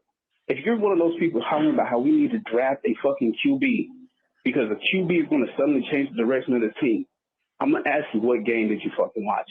Because our quarterback wasn't the one who allowed Mike Evans to go for over 200 yards and 3 touchdowns. Yeah, so drafting the rookie QB is going to fix that, right? Drafting the rookie QB is going to fix the pass rush. That's what a rookie QB is going to do for a team, right? So I swear, man, people got brains and it seems like they do not want to use them. Bitching about the team and the state of things when there's positives to be seen, but you don't want to speak on that. All you want to speak on is the negative. It was wild, man. And another thing I wanted to say, it wouldn't have mattered. I feel like it really wouldn't have made a huge difference if we committed more to running the ball this game. Because when you look at Mike Evans' 3 touchdowns, they were over the top. They were explosive plays. So we could have fucking had a 15-play, 9-minute, 10-minute drive. If our corners and our secondary isn't covering the way that they should be and they just hit Evans over the fucking top, it wouldn't matter if there's 5 minutes left in the quarter. Yeah, man. I am ignorance enemy. So the moment I feel a groundswell of ignorance, I have to speak on it. Panthers fans, stop being ignorant, please. Keep going. I think this, though. The chat loved that call, by the way. Chat loved that call. And I didn't. You know why? Because I'm a contrarian. I'm a contrarian by nature. No, what I think is that his position is just the opposite position of someone who says that a quarterback's like not one thing is going to fix this team altogether. Right. So, I think it's kind of a tough discussion. If our qualification for a winning argument is like, well, one piece fixes this team, then that's just not going to happen. I don't care. It's just it's about the trajectory of your team, though. Right. So I do think there's a legitimate argument about getting a quarterback who is a guy that you believe the future is with that quarterback. I think that sets you on a trajectory, a positive trajectory. But I don't think just getting a quarterback by any means we saw today is going to fix all the problems that the Carolina Panthers have. Just like I don't think just getting a defensive end is going to I think actually, if anything, maybe today's game or some of is exposed that this team isn't just a quarterback away either. Yeah. In some ways, about 8 weeks ago, we kept going and we're a quarterback away. At the beginning of the season, we said we're a quarterback away. At least Matt Rule did. These guys thought they were a quarterback away. And you know what? They're not. They might not even have their quarterback, though. We also got hurt. But hey, I want to read this while he's still in here. Want to give a big shout out and a big thank you. Blackness with the $20 love bomb. Hey, yeah, it's a short and simple message. Keep friggin' pounding. God of Blackness, you're the man, bro. I appreciate it, man. I mean, look, there is no one cure for all that ails us. It doesn't exist. It really doesn't. I mean, we have a few different positions of need. And if you want to argue that potentially quarterback is one of them, fine, dude. We can have the discussion. But at the end of the day, there are a lot of things to criticize about the Carolina Panthers. And the coaching staff is one of them. And to people that are really in the corner of Steve Wilks, right? And by the way, I still consider Yeah. myself to be one of them. I still consider myself in the corner of Steve Wilks. I would like to see him get another shot. But what Steve Wilks' defenders can't outright dismiss is that for a long time on this Panthers football team, there has been the narrative that we need to update the way Panthers do things on offense. And for a long time, we have wanted to pair a franchise quarterback prospect with an offensive minded coach. Keep in mind, after we fired Ron Rivera, there were a lot of tendencies that we were wanting to get away from. We didn't want to just run the football all the time. We did always play this zone coverage. We wanted to go and get some fast press man corners and be aggressive on defense. Well, Wilks are going to be upgrading or updating the way that we do things here on this Panthers team, especially if Steve Wilks decides that he wants to retain Al Holcomb as our defensive coordinator next year.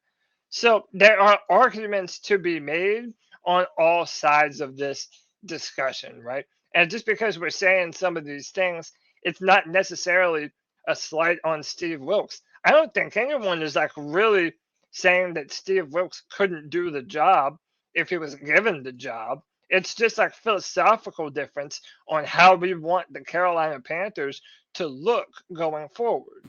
And I think there's a lot of merit to all those different arguments. I agree. I think this is that if today you told me, even after today's game, you told me that Steve Wilks was going to be the coach of the Carolina Panthers next year, I wouldn't be upset. You know, like I would say, you know what? He's done a lot to prove that he's a competent, capable coach in this. Let's go. Like now let's talk about how to build this team with him and give him a reasonable shot too. And not just the one thing I don't want to do is hire him and do him just like the Cardinals did, where you hire him and then you go, you know what? We thought this was the right thing, but we don't have the patience to give you the time that you deserve. I don't want that.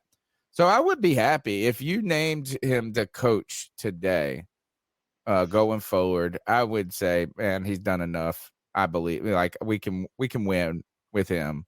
But if you also told me that he wasn't going to be the coach of the Carolina Panthers, I wouldn't be surprised.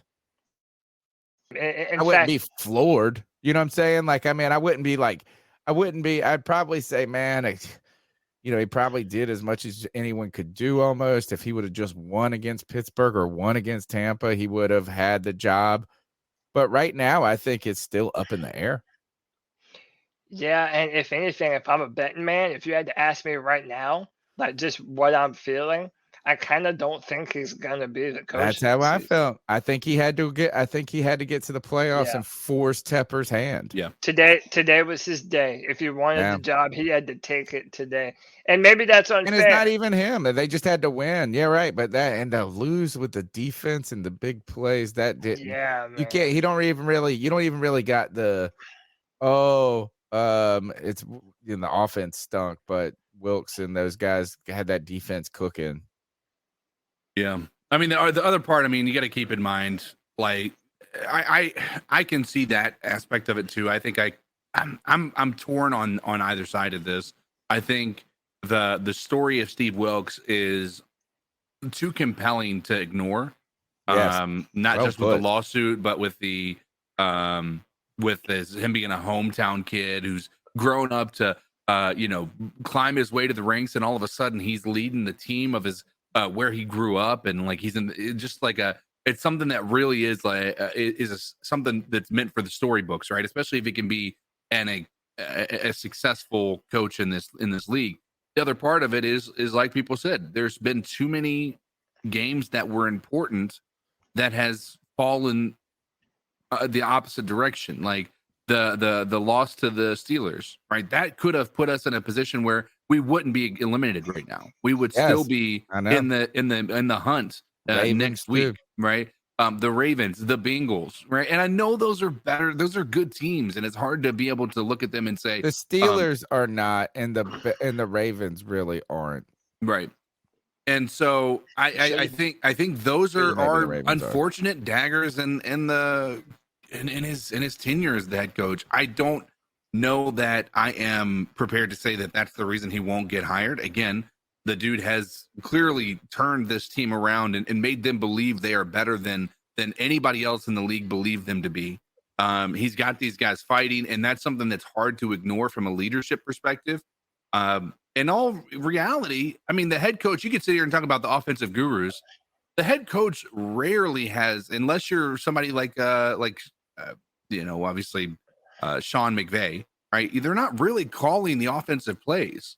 They're there to manage these people and give them the philosophy that they want to move forward with. I think a good offensive coordinator could be the balance here if they believe that they can find a guy that can come in here and be the offensive guru that's going to get them where they need to be. The only problem with that is that you would lose that offensive guru after a good season. Yeah, the issue. that's always the the case. I think Wilkes has done enough to reasonably not only be considered, but if he gave him the job, be fine with it. But there were some opportunities where you could make that question not a question anymore. And getting to the playoffs, beating Tampa Bay today, winning next week, winning a couple of that would have made it so you couldn't do anything other than hire Steve Wilkes. But now we'll be watching that, and I guess we should go ahead and expect in about 8 days for that conversation to really heat up. Right? Yeah. I mean, isn't that when they start firing everybody, and they're going to start moving on these coaches pretty quickly, I would believe. Right. So you're not allowed to interview coaches on another team until after the wild card. So once that happens, that's when you're going to hear about the interviews. And the Panthers are going to do interviews. So once you start to see, Panthers are bringing in that doesn't necessarily mean that it's kaput for Steve Wilkes. Right. Because even with the Rooney Rule, they have to interview 2 black head coaches that are outside of the organization. Or minorities. Yeah. Minorities, even if your coach currently is a minority. So, yeah, I mean, this is it's going to take a while for this to play out, and just. Hey, we got to strap in for the long haul, man. Yeah, there'll be something to talk about. Hey, man, we got some. Yeah, we got a lot to talk about. It's gonna be fun. Next call. If Tony Dunn or Cody Lashley was named GM of the Carolina Panthers, given full control, tell me what specifically would you do to get this team competitive? Who would you keep? Who would you drop? Who would you target in the draft? I'm curious, what would you do if you were in charge? Cody, bye-bye. Go ahead, Cody. I'll let you start. How do I start? So I'm starting in the trenches. I'm doing everything I can to get another big-time defensive player through the draft. I'm looking at what corners are available in free agency. And seeing who's out there. I'm maybe seeing I might see what the market is for a Shaq Thompson, just to kind of get that money off the books. And if you re-sign Littleton for cheap, and you have Brandon Smith, who is a big time talent that we're still waiting to see a lot from, I think that would be a good deal. And then definitely you sign Bradley Bozeman. Bradley Bozeman's a free agent this offseason, and I think he needs to be the biggest priority this offseason. I think that has to happen. And, if it's just me, I'm trying to secure Sam Darnold for a reasonable contract to bring him back and having those guys. And, I know it might not make a lot of sense, but I would bring back Sam, and I would have a legitimate quarterback competition between him and Matt Corral, with both of them knowing that anytime one of them gets injured, it's the next man up, and it's time to prove yourself. What would you do, CK? Well, first I signed Keanu. I'm just kidding. Sorry. How dare you? Well done. So a couple of things. Obviously, I agree with the Bozeman. You put him at the top of the priority list as far as re-signing guys that are set to expire this year. Which, by the way, he isn't on the list of top 41 free agents that NFL put out there, and I think is absolutely hysterical. But anyway, yeah, I think re-signing Sam is a big deal. I think that's a big part of it, especially if you don't draft a quarterback and you believe Corral can be the guy. I think another year of being able to learn the NFL, see it from the sideline, and actually be there on the sideline and see how an NFL game really goes. He hasn't had that benefit. I think he's been at home this entire time. I don't think I've ever seen him on the sideline before. So I think having that piece of it is going to be important for his development. But I'll tell you the two pieces I think we need to address either in free agency or in the draft. I think we need to address the middle linebacker position. Frankie Louvu is a great linebacker, but he's not a middle linebacker. Shaq Thompson is not the guy who's out there dictating coverages and things. I think we need to get a guy out there that is constantly being talked about. And another thing, my biggest priority as far as a signing in free agency or in the draft is a damn tight end. We need to get an offensive tight end that can number one, bail out your quarterback. We need to get a guy who is open, who understands coverages, who maybe has the body type to be able to go up and get those 50-50 balls. But I think we need to get a tight end. When you look across the league, the best teams have a tight end that is above average, and we need to get one of those. I think I drafting just a tight end. Oh, I know. Not in the top. As pick. long as it's not in the first round, I'm okay with it. At 12, we're drafting Michael Mayer. No. Oh gosh, I will. Well, I'll be so upset. I think there's kind of two trajectories I would have to consider, and that is first, would I keep Wilkes, retain Wilkes, or would I move on? And right now, I would say I'd retain Wilkes because I just don't know of another guy. I mean, maybe you guys like maybe when I start hearing some of the names or whatever, and you can start, but I'm not just all of a sudden gonna be like, oh, the Lions, Ben Johnson guy. I don't know if I'm gonna go crazy over Ken Dorsey, maybe, but like if we're gonna stick with Wilkes, honestly, I think that with him, you're gonna have to. I'd sign Sam Darnold to a 2-year deal, like 1 year. But you spread the money out over 2 where you could release him after 1. Then you make it worthwhile for him to come back. Then you let him and Matt Corral battle. Honestly, I mean, I would say that he would have the lead, but with the mindset that like he could get injured and Corral could step in, or maybe Corral could outplay him in camp and, and then all of a sudden you just feel great about that. Then I think you're really going to have to do this.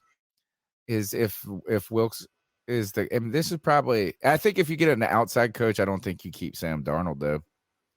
I don't know what the answer is, but I don't think they're going to have the ties to him and be like, oh, we like him. They're not going to have any relationship to him or anything like that. There's no familiarity with the system that he would bring. So you could just expect a complete different trajectory with a new coach. Now, I don't think that means necessarily going in the draft. The other things I would do is I would have 2 objectives in the draft. My 2 objectives would be to add 2 significant starters like to the defense. Mm-hmm. Right. And I don't know if that's a linebacker and an end or an end and a safety, but I need 2 immediate contributors on defense that are going to be long-term pieces. Going forward. I think that would be a win in the draft. My other objective in the draft would somehow to be able to accumulate capital and and get players. And what I mean by that is still make good draft picks, but potentially find ourselves in a situation where we're one of those teams that's like Philly, who is going to have a top 10 pick in the future, and they're a good team.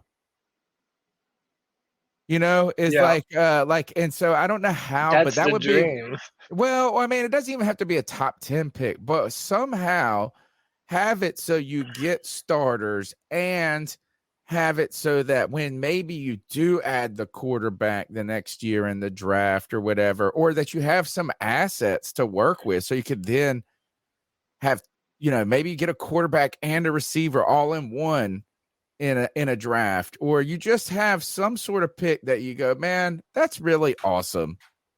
I mean, think about there's two of them that are sticking out to me. Seattle is going to be picking from, that's a trade, but think of this, is Detroit is getting the Rams pick at 6.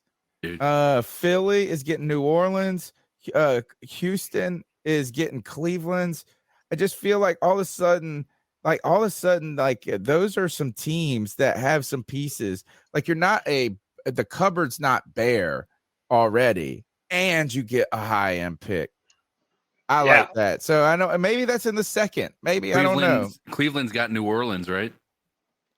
No, or the Eagles got New Orleans. Philly. Yeah. And by the way, Roosevelt Mongo donated $5 just to say, CK, we're always interested in your opinion, even if the caller didn't. I think it was he might have seen that I went my camera offline, and that's why I think he might have said you Thanks guys. for the calls, all of them. We appreciate it. Let's keep going. Let's get through these. Yo, Damien, back out here in Utah again. I'm just crunching out some extra work, man. Trying my mind off things. But then I'm listening. You guys are talking about the secondary. I mean, we got the safety debate. We got to move Chin down to linebacker. I mean, it makes the most perfect sense. He'd be perfect for outside linebacker. Shaq Thompson, Frankie Louvo, that would solidify the linebacking crew. Dante Jackson, he would be the perfect free safety. Him and Xavier Woods back there. Horn, we'll draft another corner. We're talking about top 10 pick now. Let's get another corner, another lockdown corner. Let's do it. I mean, I'm still rocking with Darnold. I don't care what anyone fucking says. Rocking with Darnold. No need to trade away assets. He looked great. I mean, if he plays next week and he sucks, I mean, I'll eat my own words, but still keep pounding. Let's go. Keep pounding. It's not even an insult to say that he would be better at linebacker. People forget that Thomas Davis was drafted as a safety and then moved to linebacker and became an all-time great Panther linebacker. So, if my man is not good in coverage, if he's better playing, then I think that it could definitely benefit him. Especially when you're weak at that position already. But we got Louvu. Right. Yeah, I mean, dude. So that's what I'm saying. We do have some options, but and we even reported, when I had some inside information earlier this year that Jeremy Chin was not happy with the way that he had been used in Phil Snow's defense. So I don't even know necessarily where Jeremy Chin sees himself. I don't know. I know he had a dynamic first and second year. But I just don't know where he is as far as the level of talent that he has, right? Like we've seen him out there, like he's missed some tackles, but he's also all over the place. He'll have some really good plays, but he's followed up by a couple of bad plays, and that could be the way that he's used. But I just don't know. Like I was a big fan of Chin after his first year, but he's kind of fallen off of the tracks. And I know that he's been moved to safety, and that could be a contributing factor. But I mean, a good football player is a good football player, right? I'm not saying he had can't. Some injury this year. That's that's contributed to it some. Right. But there's a lot of there's more questions that have come up about Chin than there have been answers. I want him to be good. Like I like Chin as a player. We haven't seen him elevate to that level of like play that you want from a superstar. And if he can be, and the problem is you got to keep in mind this is his third year. Next year is his last year on his contract. So you have to make a decision on him after next year as well. So you've really got to play him the right way, or you need to make the decision on whether you're trying to ship him out for some picks. I think before this season, I don't think it would have been absurd to say he's one of the best players on our defense before this season. I mean, I think there could have been an argument to say he was the best player on the defense, and I know people would point to they would want it to be Horn, but you could say he didn't play any games yet, so we don't know going before this season started. Right. And you could say Brian Burns, maybe. But other than that, like, I mean, I really think that he was on a campaign to be a superstar. And this year, for whatever reason, whether it's position, whether it's injury, whether it's combination, maybe it's just being part of a bad defense too. But it's just, man, you're not ready to say that now. Now it is absurd to say he's the best player on the defense. Not after these past few games. Yeah. Next call. Hey guys, that was brutal. I'm not going to sugarcoat this one. I think everyone already hit the highlights on exactly why everything kind of happened the way it did. It's really kind of shitty to see this season just come down to that. I mean, at the bare minimum, it would have been nice. We would have had to fight for the next game next week had we won today. At the bare minimum, it would have been nice to see that happen. I don't know. I don't even know what to say. My prediction models were right about we lost the turnover battle that we'd lose, but that doesn't make me any happier. I mean, that just makes me I'm in a real bad mood. It is what it is, I guess. Next season, I will say this though, we're going to beat the absolute shit out of the Saints next week. More than likely, I'd bet some money on that one. But it doesn't mean anything because we lost today. Anyway, it was a good season. It was a good run. You guys are awesome. Keep up what you're doing. Like, subscribe. You know the deal. And keep pounding. We'll get a shot at it next year. I hope you still retain Wilkes. I really do. And, yeah, keep pounding. Love. Keep pounding. Peace. Thank you. Hey, by the way, that's stats. He's the guy that gifted the 10 subs in the chat. Nice. I want to thanks for the call. I want to highlight this. This is, I think, an important comment for us to be kind of focusing our discussion on. Maybe not today, obviously, but like going forward. He says, Dimitri says, I just feel like the pieces we regard as our core need a deeper second look. I just think doing one of these half-ass rebuilds where guys don't fit into a defense offense will have a bad impact. I think it's a really cool comment or an interesting one that could, lead you on a lot of thought experiments and discussions down the road, because who are the real core guys on the team is a real question. And for a team that's identity has always been so immersed in its defense, I don't really think those core guys are on defense. I mean, if anything, I would say my core guys are DJ Moore, Akim Aquanu, and Brady Christensen, Bradley Brosman, and Austin Corbett. Yeah. And by the way, the 4-man rush, one of the Kevin Avery guy hates Brady Christensen. Like, just hates so him. Annoying, dude. And I think he's been very good. He We're has running the been ball good. on the left all the time. He has been. And they're clutching to PFF, which PFF apparently shits on Brady Christensen. I don't know. I don't also know trust if he's my been eyes. fantastic. Like, I mean, I don't know if he's been like, the best guard in the league. But I don't go, oh man, Brady Christensen liability each and every week. I'm not sitting there going that. No. I mean, this offensive line is pretty solid. I think that there could be a need to upgrade certain pieces, but as a whole, they've been more than serviceable. I'm not prepared to do anything with regard to the offensive line at this point. I just want to keep what we have in place at this point. All right, let's go to the next call. Don't leave, Michael. Hey guys, that was brutal. I'm not going to sugarcoat this one. I think everyone already hit the high. Here goes to my bastard son. Hey, this is White Chocolate Espresso. What's happening, man? This was extremely disappointing.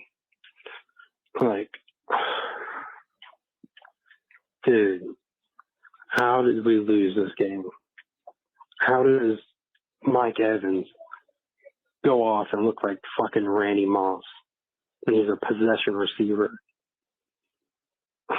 Like, why are y'all having one-on-one against him when he's clearly getting burned the whole entire game? You know, Sam Darnold, he's my QB1 next year. I think he's improved every game he's been in. I'm passing on here if CJ Stroud falls. I'll use CJ Stroud fall.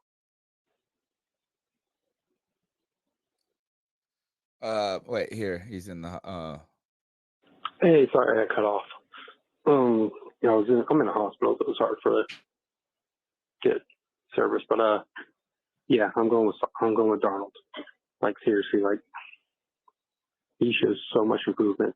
If CJ Stroud or Young falls, I'm using that as trade bait to get more picks. I love Cam Smith. He's 6'4", 216, cornerback coming out of South Carolina. Him and Horn would be nasty, or give me an edge, you know. But God, such a heartbreaker. And plus, I hate fucking Tom Brady. Peace. Those corners for TCU are real good too. They got some good players on their defense, and TCU The corners. They also gave up like what? How many points to Michigan? Yeah, but how many I don't points know did if it Georgia was, give up to Ohio? I am. Yeah.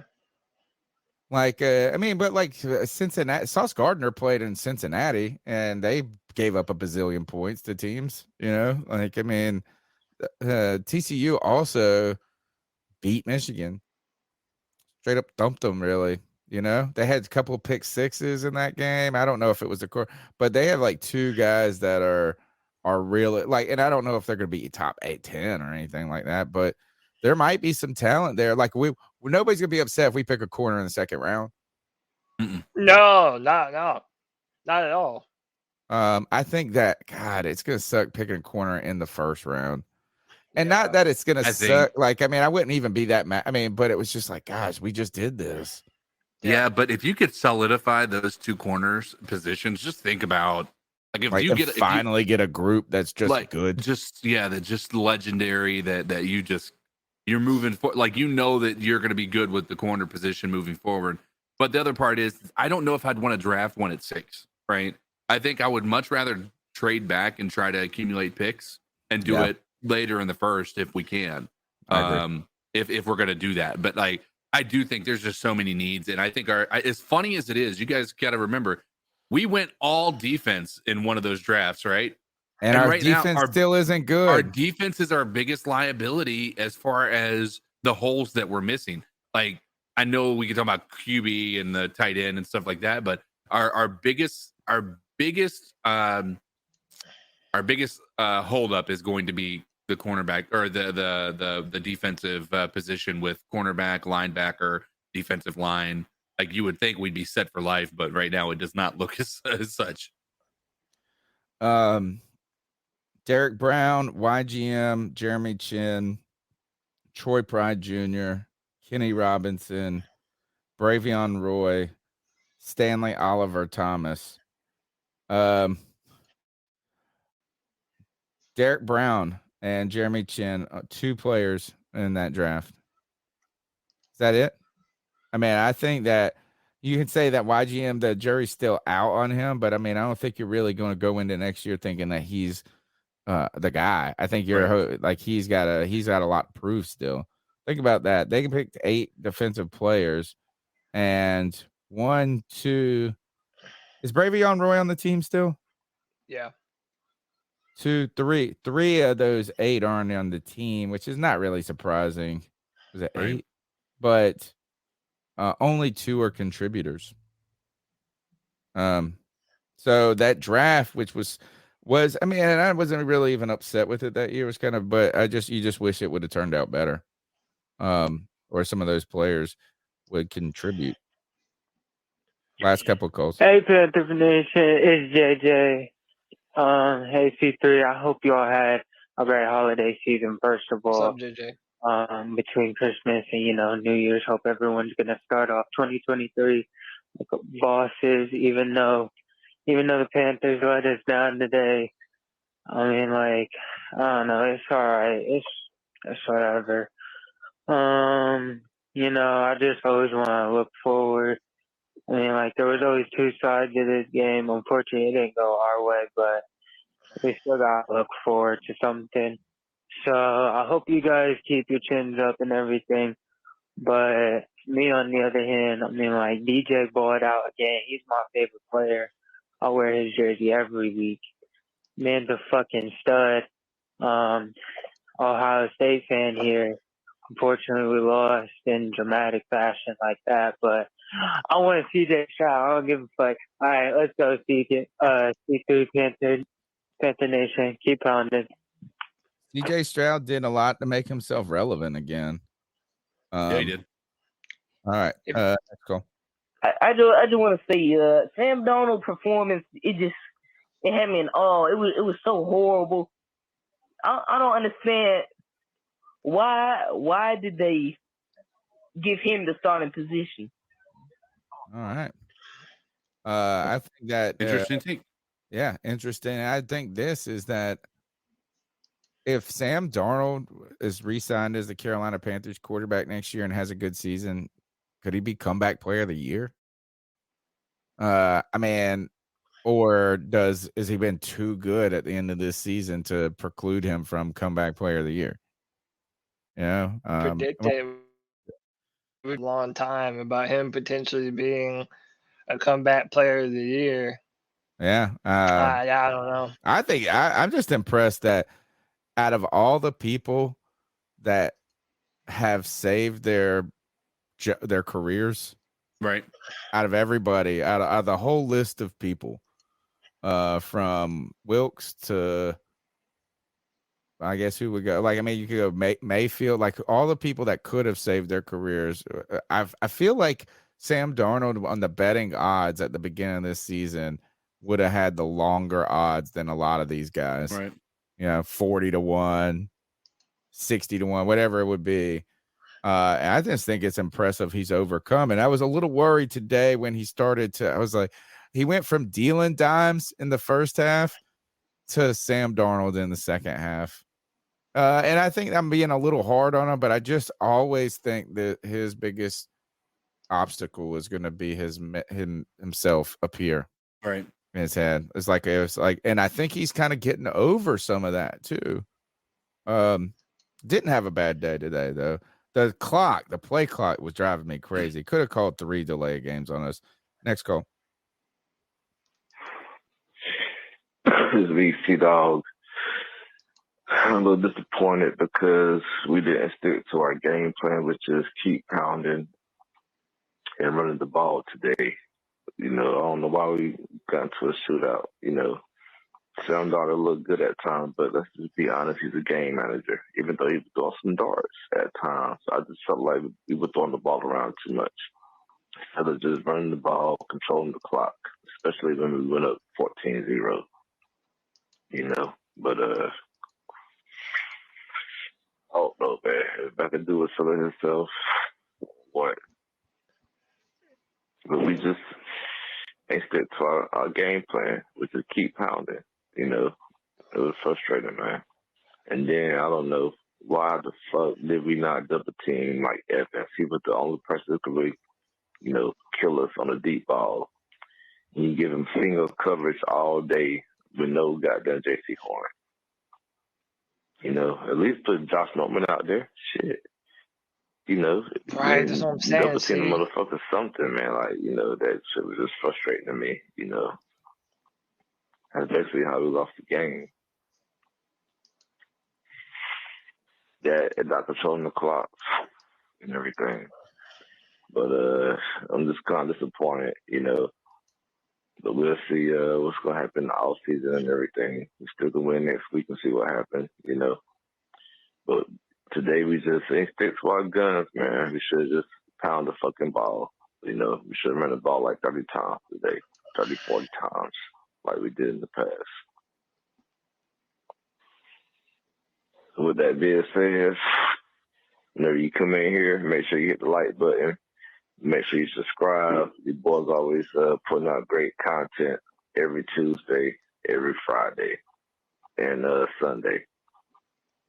But everybody, I hope everybody have a happy new year. I hope everybody have a great day today. Keep pounding. C-Dog 1983 out. And shout out to G. David Goat. And shout out to the whole C3 podcast. Thank you. Good call, C-Dog, man. We appreciate it. Let's go with the next call.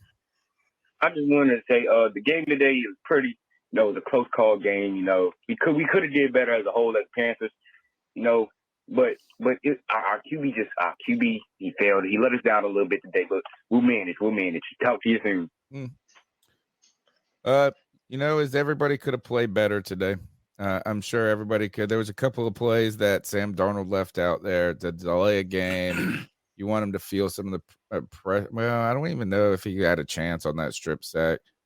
You want him to lead that ball out a little bit more. He might have had 2 more touchdowns if you think about it, if he connects on some of these other throws, or I don't know. I'd have to go back and look and see if we actually scored on those. The Sullivan one, if he just, he made some really good plays too. Right. Darnold has really played the best I've seen him play. That's what I'm saying. The last 2, since this stretch right here has been, maybe he just didn't play that much last year, so I don't really know. But he's not been bad. He's been a lot better than Baker Mayfield was. I mean, maybe I'm just on Twitter too much, which I know for a fact is true. But, dude, it just seems like so much of the people that are wanting to draft a quarterback, it's just because it's been so long since a healthy Cam has been here. We have not been in the quarterback conversation. We're always bottom of the league in quarterback play. And the fact that we have had opportunities to get a guy in the most recent drafts, and we just didn't do it. So it looks on its surface like we're just kicking that can down the road and just poo-pooing it, putting it off until another date and time. And I think that's part of where the want and the urge to kind of shit on Sam Darnold. And he wasn't good last year. There's no lying about that. He definitely wasn't good. But if you're going to sit there and tell me that the Sam Darnold that you saw this year wasn't markedly different from what we saw last year, throwing a bunch of crazy, dumb interceptions, today was the first time all year he threw an interception. And even then, it was the right read. He just needed to put that ball a little further out so that way Sullivan can get his hands on it instead of the DB. And it basically was like a great punt, by the way. Yeah, that's what I'm saying. It was disappointing. He missed a couple of throws, but boy, he's been pushing the ball downfield. And I think you finally have seen Sam Darnold where he's not just running for his life. And Sam Darnold, when he was bad, it's always been a cascading of being bad. It's like one thing leads to the next thing, to the next thing, to the next thing. And that's kind of where I was a little worried today. We went from dealing dimes to oh shit, now there's a penalty. Now there's a fumble. And then it just keeps. And I think he's even shown more mental resilience today that he didn't completely crumble. So look, again, his stock is definitely improved. And I think the people that a lot of people just have declared that he was terrible before the season. That's fine. I mean, maybe they're right, but it doesn't matter what he's going to do. They're going to still say he sucks. Right. Yeah. Last 2 calls. What's up, Panther family, C3 Podcast family? This is D, Sanford, North Carolina, man. What's up, my man? Yeah, I know this one stings. I know it's rough. I know that we was exposed in a lot of areas. But let's really be real and realistic, yo. Nobody gave us a chance. Nobody gave us a chance to get this far. Nobody thought that Steve Wilkes could even get us to where we was at. We showed progress. This could be the game or the season that propels us to another level of success. I'm all for, don't know how the draft order's going to go, but getting a Jerry Porter Jr. out there on that defense with J.C. Horn would be beautiful. Yeah, we can talk quarterback and all that, but just right now, I just really want to say that I'm proud of our team. I'm so truly proud of our team. And I'm still rooting for next week for us to win. I love you guys. I love my Panthers. Keep pounding. Appreciate you, D. Great call, man. Good call. Love All that right. love. Here is No, the go ahead. final call. I think it's G Baby coming. This is G. I just wanted to give my final assessment on if I were the GM on what I would do this offseason. Yeah. What we need to do this offseason Trade is everyone. go get our fucking franchise QB is number one priority, in my opinion. And number two, Dante Jackson needs to move to fucking free safety. Cody can fucking vouch for me. I've been saying this shit for 2 years. Dante needs to be a free safety, and then Jimmy Chin needs to be fucking the outside linebacker. That's what we need to do. And as far as the head coach, I'd bring G Steve has been Wilkes saying back, but it's not going to be as a head coach. It's going to be as our defensive head coordinator. As far as a head coach, I would like to go get Jim Harbaugh, who just lost in the playoffs, and I know he's itching to get back to the league. That's, in my opinion, that's who I would go get. Another thing we need to do this offseason is we need to go get another edge rusher. We got plenty of fucking picks in the top 100. I don't believe we need to be using any of those in the top 10. I would like to go get an edge rusher. I feel like you guys keep on saying D tackle. Didn't we once go get Morgan Fox? Didn't bring him back. Didn't work out. We went and got Leonidas. Obviously didn't work out. Are we going to bring him back? You guys keep saying D tackle. But we've had D tackles. They just haven't panned out. Yeah. Receiver wise, I would like to. We got Terrace Marshall coming back. He hasn't done shit the past few weeks. I gave you all this credit, and then you come out here in the past few weeks you played A's. What the fuck is that about, Terrace Marshall? So if we're gonna go for a receiver, I would like it to be in like round 3 or 4. I don't see any receivers, generational type receivers in this draft. But I am gonna have my fucking draft board. I damn near have it set. I have my first 25 picks done. I'm going to bring this shit to the table starting next week because it is draft time. Our season is over. It's done. And let's see what else would I like to talk about. Yeah, I mean it's over. This is G Baby, and I'm out. All right, G Baby giving his assessment. I think that while it is draft time, I'm more interested in not that I'm not interested in. You guys can do the draft. I hate the draft. I just hate because it's so much work. You're gonna put on all that work and your boards and this and that, and like 1% of it will be right. I'm just kind of interested in the direction with the coaching. Like, I mean, are we gonna let go of Fitterer? I don't know. I mean, I don't think it would be. I don't think we are. I don't think Scott Fitterer is going to get fired, but I wouldn't go if I woke up to the news in 8 days that the Panthers have decided to just go get a new GM, experienced GM, or do something, and they're going to get I wouldn't go, oh man, I didn't see this coming at all.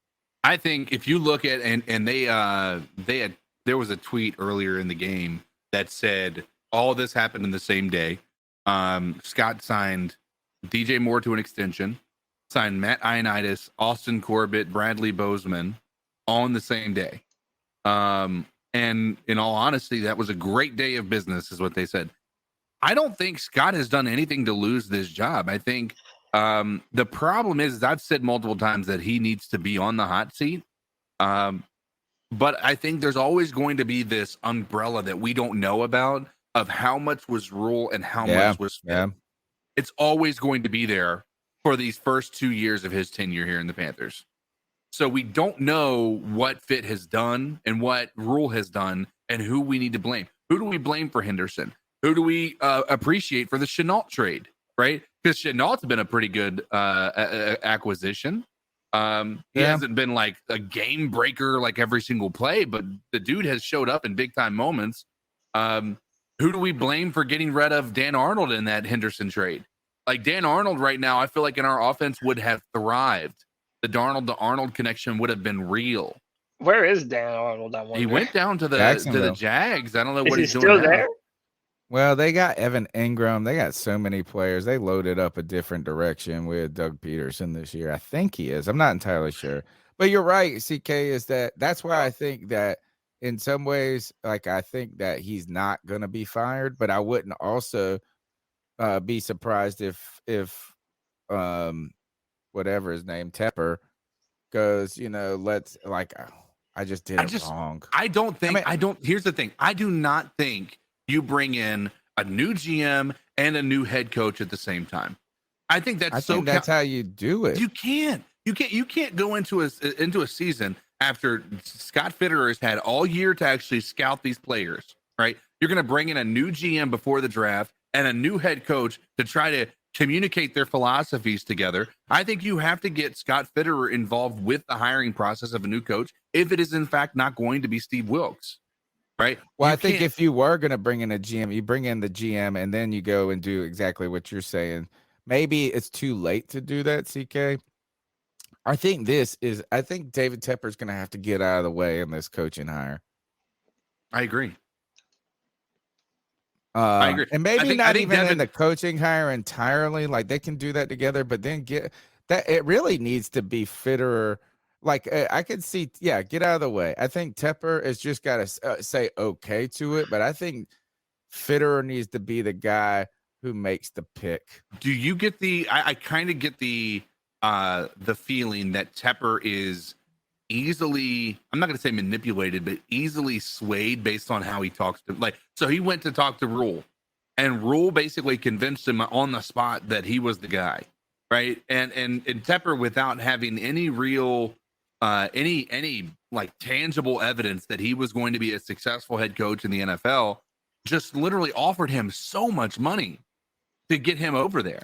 Like Tepper, I feel like he's almost I imagine him being like we were a lot. Maybe the players would be to a really good head coach, right?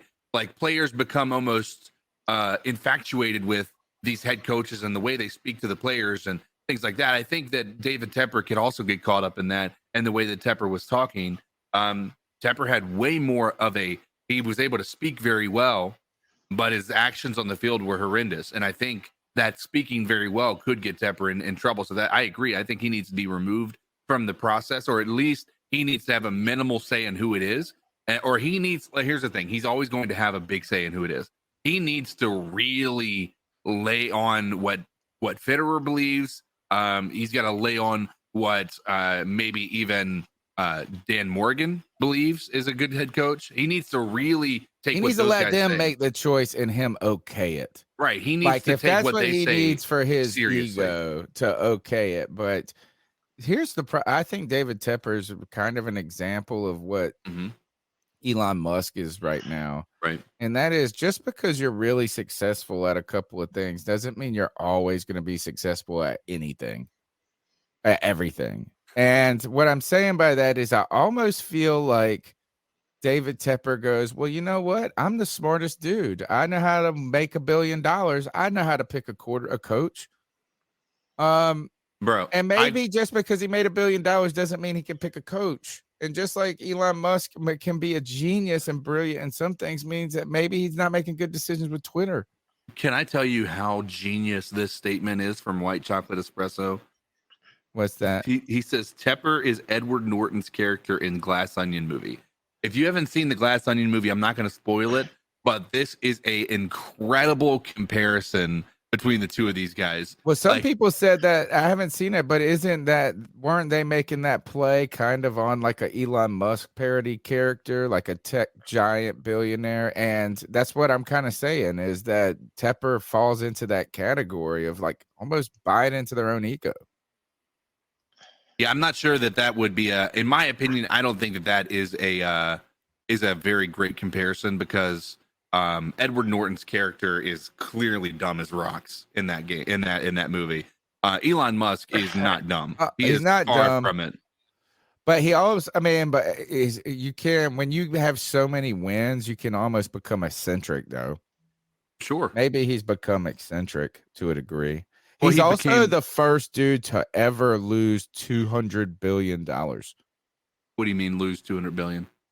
Like his was worth less, 200 billion less now than he was last year.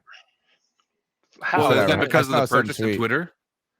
I saw not because of that. Like Tesla's stock has gone crazy. Oh down. yeah. Like yeah, I mean, yeah.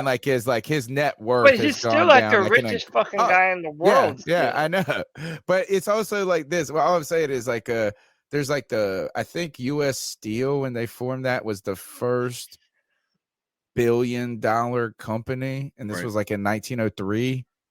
Like Apple was the first company to be worth $1 trillion ever. Like actually, it's like, and then I know they've been eclipsed. I'm just saying it's just one of those quirky stats that people are going to put out is nobody's ever seen this loss of money. Right. Kind of like the Bankman-Fried dude lost like the most money in a single day than any person in the world, like in world history.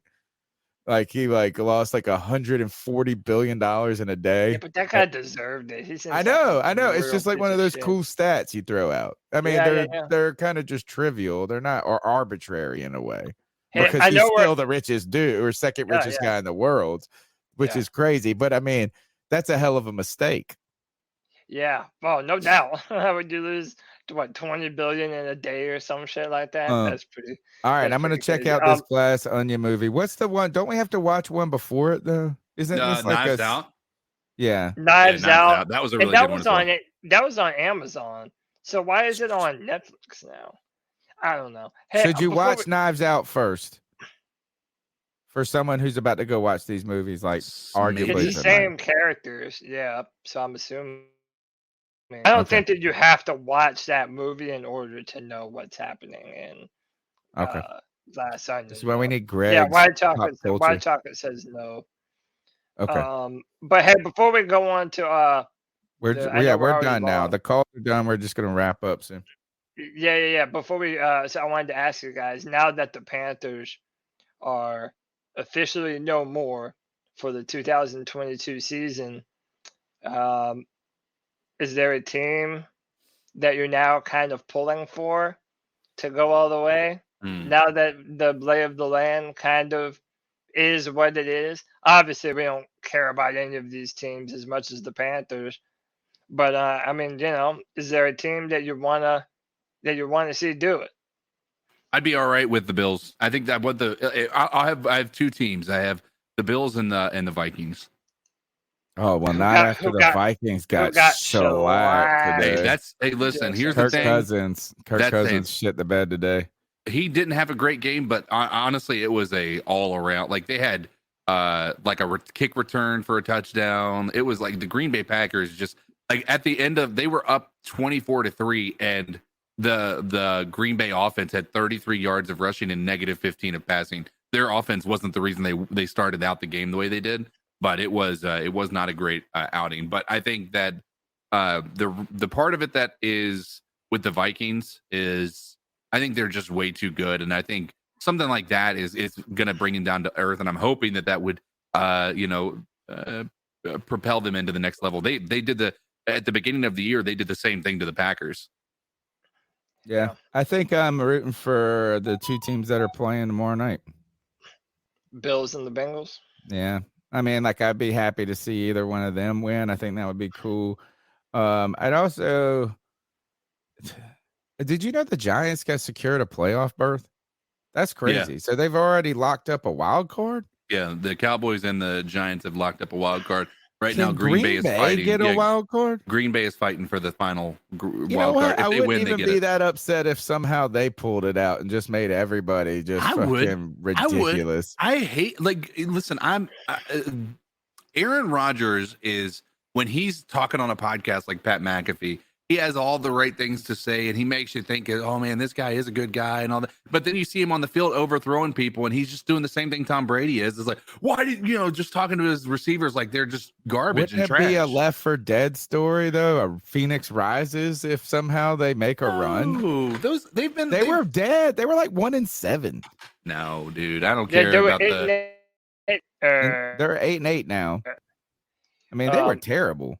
They were, but I mean, I think at the end of the day, I would rather not see Rodgers and Brady make a run at all anymore. Okay, like I'm tired of the the old hats having the final. Like basically, it just feels at this point in time like they're just All trying right, who to do give you away want to see come out of the NFC then? the Vikings. Vikings? Yeah. Cody? Out of the NFC? Yeah. Like out of because for me I'm flipping between the Eagles, who I just like some of the players on their team. That's the only reason I don't like the Eagles at all. And that's kind of Green Bay narrative is kind of wild. I think. Yeah, I mean, I don't know. I kind of think that the Eagles are gonna pull it off. I really don't trust any of these other teams, to be honest with you. But who are you rooting for? Like, who would you want? I mean- and not who you think. Who do I want in the NFC? I Yeah, mean, like fuck, if you man, could just make your Super Bowl. I tell you what. San Fran, just for No. Christian McCaffrey.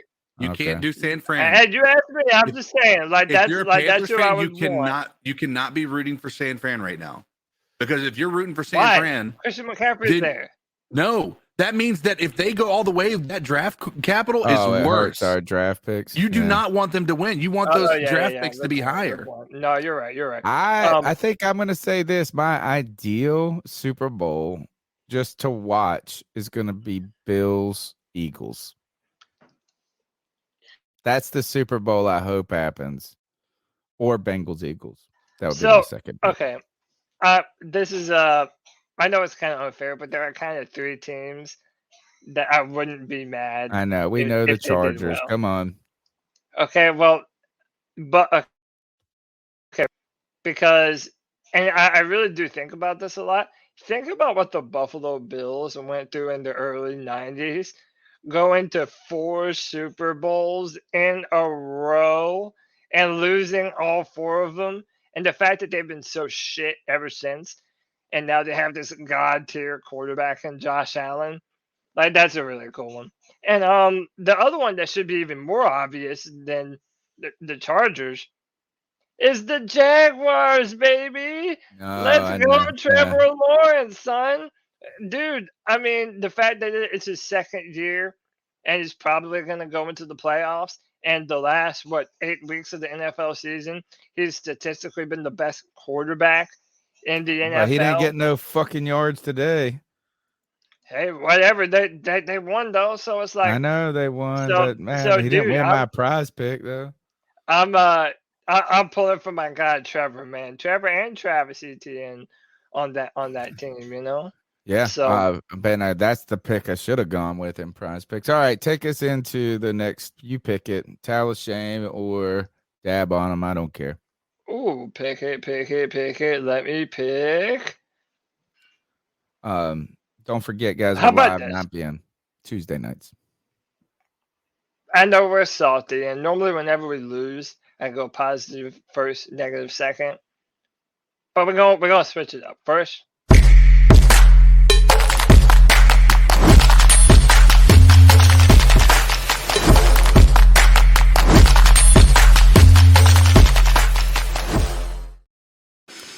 I got to go first on this, and that is because I can't. I have one person in my sights, and it's C.J. Henderson. Tell a shame, dude. Is like I don't even think gosh, just not only have you played bad, it just was such a bad look, and maybe that's how it is for corners. When you get burnt, you're just burnt and toast, and everybody sees it. And it's very embarrassing. But he made a mental error on that play that he got smoked. And then he didn't look like he looked like he gave up after it, running, trying to chase him. Like it just looked like it was like, oh, he was just mental dumb. And then he kept getting smoked for the rest of the game. So CJ Henderson gets my talent shame. All right, CK. My talent shame is going to go.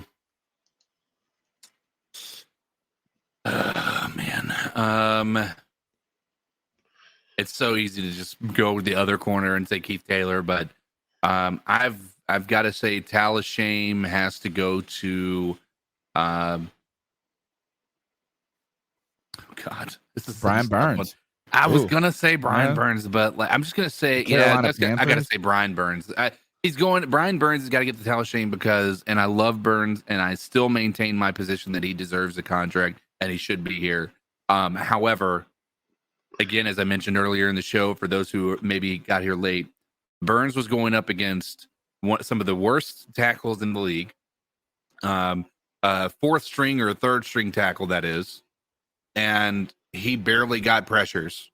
He barely, like, Tom Brady was back there comfortable all game. And part of the reason that they were able to light up our secondary is because our defensive line couldn't get home. So Brian Burns deserves the towel of shame from CK. Cody? I'm icing up. So mine is like a combination of them. It's Keith Taylor Jr. because he deserves it. He has been absolutely dog shit this year. But also on top of that, whoever's decision it was, which I mean, I know Al Holcomb's the DC, but Steve Wilkes being the head coach, I think he has to get on it too. To not play Josh Norman in the place of Keith Taylor more than you did, because it was embarrassing and you needed someone of Josh Norman's veteran presence to help this team. I think that's unacceptable, man. This defensive backfield let us down to a point where our season is over now, and it's on a large part because of them. So I got a big ass towel, so towel of shame. A blanket. Yeah, All blanket of shame. Argument as we try and end on somewhat of a positive note. I just like doing it, man. Dab on them folks. Dab on them folks. And that dab on them folks. They like seeing it. Tell me what to do. Dab on them folks. All right, let's go reverse Dab order. on them. Why don't you start us off, Cody? Yeah, man, I'm dabbing on DJ Moore. Smart. I'm dabbing on DJ Moore. Career dude, because game. he's such a damn good player. And you know what? I think he's probably going to come close to that 1,000-yard mark again. I know it's still an uphill climb for him, but man, dude, I just DJ Moore. Part of the reason why I'm picking him is because I feel like this guy might never get enough credit for how good he is. Like truly, never. Right? What he does year in and year out. Go through of names that DJ Moore has had throwing him the football. And the fact that he continuously plays wide receiver, it's nothing short of a football miracle to me, man. So I know. I mean, to look, DJ we said Moore- the same crap about Steve Smith in those years with no quarterback. It was just like if he would have been with the can't Colts, ever that's what do I always right. said. If he was with Peyton Manning, he would have been a first ballot Hall of Famer. Easy. So So man, DJ dab on him. DJ Moore. really playing well though, man. Like out of not out of nowhere, but him and Darnold, they feel it. Darnold knows what. Yeah. All right, CK, what you got? I listen. I gotta go with my boy Sam Darnold because I know Tony isn't going to be going for Sam. No. I mean, I'm sorry. I just wanted him to. He just wasn't dealing dimes for 4 quarters. He was dealing down One for of the us had majority to of those say 4 Sam. quarters. Sam Okay. Darnold came out here, and he not only is Sam Darnold getting the ball to DJ, getting him close to that 1,000-yard receiving, season that he deserves to have 4 years in a row. He's not only doing those things, he's making Shi Smith look like he's a good wide receiver. He's making Tommy Tremble get touchdowns. And Giovanni Ricci is catching 30-yard bombs from him. Down the scheme, he might be my tab on him. Dab, like at this point in time, I just got to say, to Sam Darnold, who is by the way, talk about pressure. The dude's in the midst of career-altering games. All right. These are games, if he is not performing well, he loses his ability to be able to say that I'm a starting quarterback in the league. He has made a name for himself over the past 4 or 5 games, and he has continued to do it. And today was no different. Dab on him, Sam Darnold. My camera turned off, by the way. So. It did, right? As your boy comes in, AU Link from Down Under, who has given us an Aussie $10 that says, Happy New Year, lads, from Down Under, P.S. Code Dizzle the GOAT. Thank you for all your support. Wild, great turnout today for the post game. Such generosity across the board. Love having you guys along for this ride. Sad, we got one more post game to do this year, but we'll still be rocking on Tuesdays and Fridays, and some other content with the draft and breaking coverage of these coaches. My dab on them pick. Yeah, you guys took a lot of the good one. We took the two good ones. Mm-hmm. I think because my talent shame could have gone to Steve Wilkes in a way. So yeah. I mean, you could almost say McAdoo has been pretty darn good. Dude, say Frankie Louvu. That's who I'm going with. That's who is. It's kind of like the fail-safe pick. Yep. Like he just always makes a big play in the run game too. I think fails. even YGM could get a little his like best game performance. Yeah. I mean, like of his person, not that it was good. I mean, just saying, like, but no, it's gonna go a dab on Frankie Louvu, who I think we have under contract for another year. Yeah, I believe so. And if so, He needs to be a Panther. Man, that's gonna be such a steal just to keep him on whatever deal we got because he deserves a lot. He deserves to get paid right now. Arguably the best thing that came out of the Rule era, Frankie Louvu. He's a Rule guy. Temple. All right. Look, we've handled everything. I mean, one of the things, actually, I did look at this, and I just want to close. We'll talk about this on Tuesday. I pulled up the game book. Somehow, the Bucs are only 4 for 15 on third down. We were 4 for 11. We had better third down conversion. They were 2 for 2 on fourth down. That hurt. I think that kind of probably skewed some of their third down percentages a little bit. But tough game for the Carolina Panthers. Wish they would have won this one. We'll be here to talk about this on Tuesday night. Thanks, everybody, for your support in the chat room. Don't forget, you can call into the Tuesday night show, 252-228-5098. We're on all the podcast apps. Even if you listen to us on YouTube, go subscribe to us, leave us a review, share the link. If we could get those pods up and growing like our YouTube channel is growing, this is the year of 20C3, not 2023, 20C3. The takeover has commenced.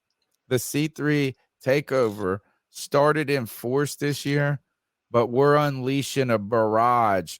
The victory is coming in 20C3. Watch it. We're rising because of you guys. I appreciate it. I see what you did there. You did that. Well done, CK. That's it. My name's Tony Dunn. Follow me on Twitter. That's it. Cody Lack, how can they get after you? Yeah, follow me on Twitter at Cody Lack, CODY.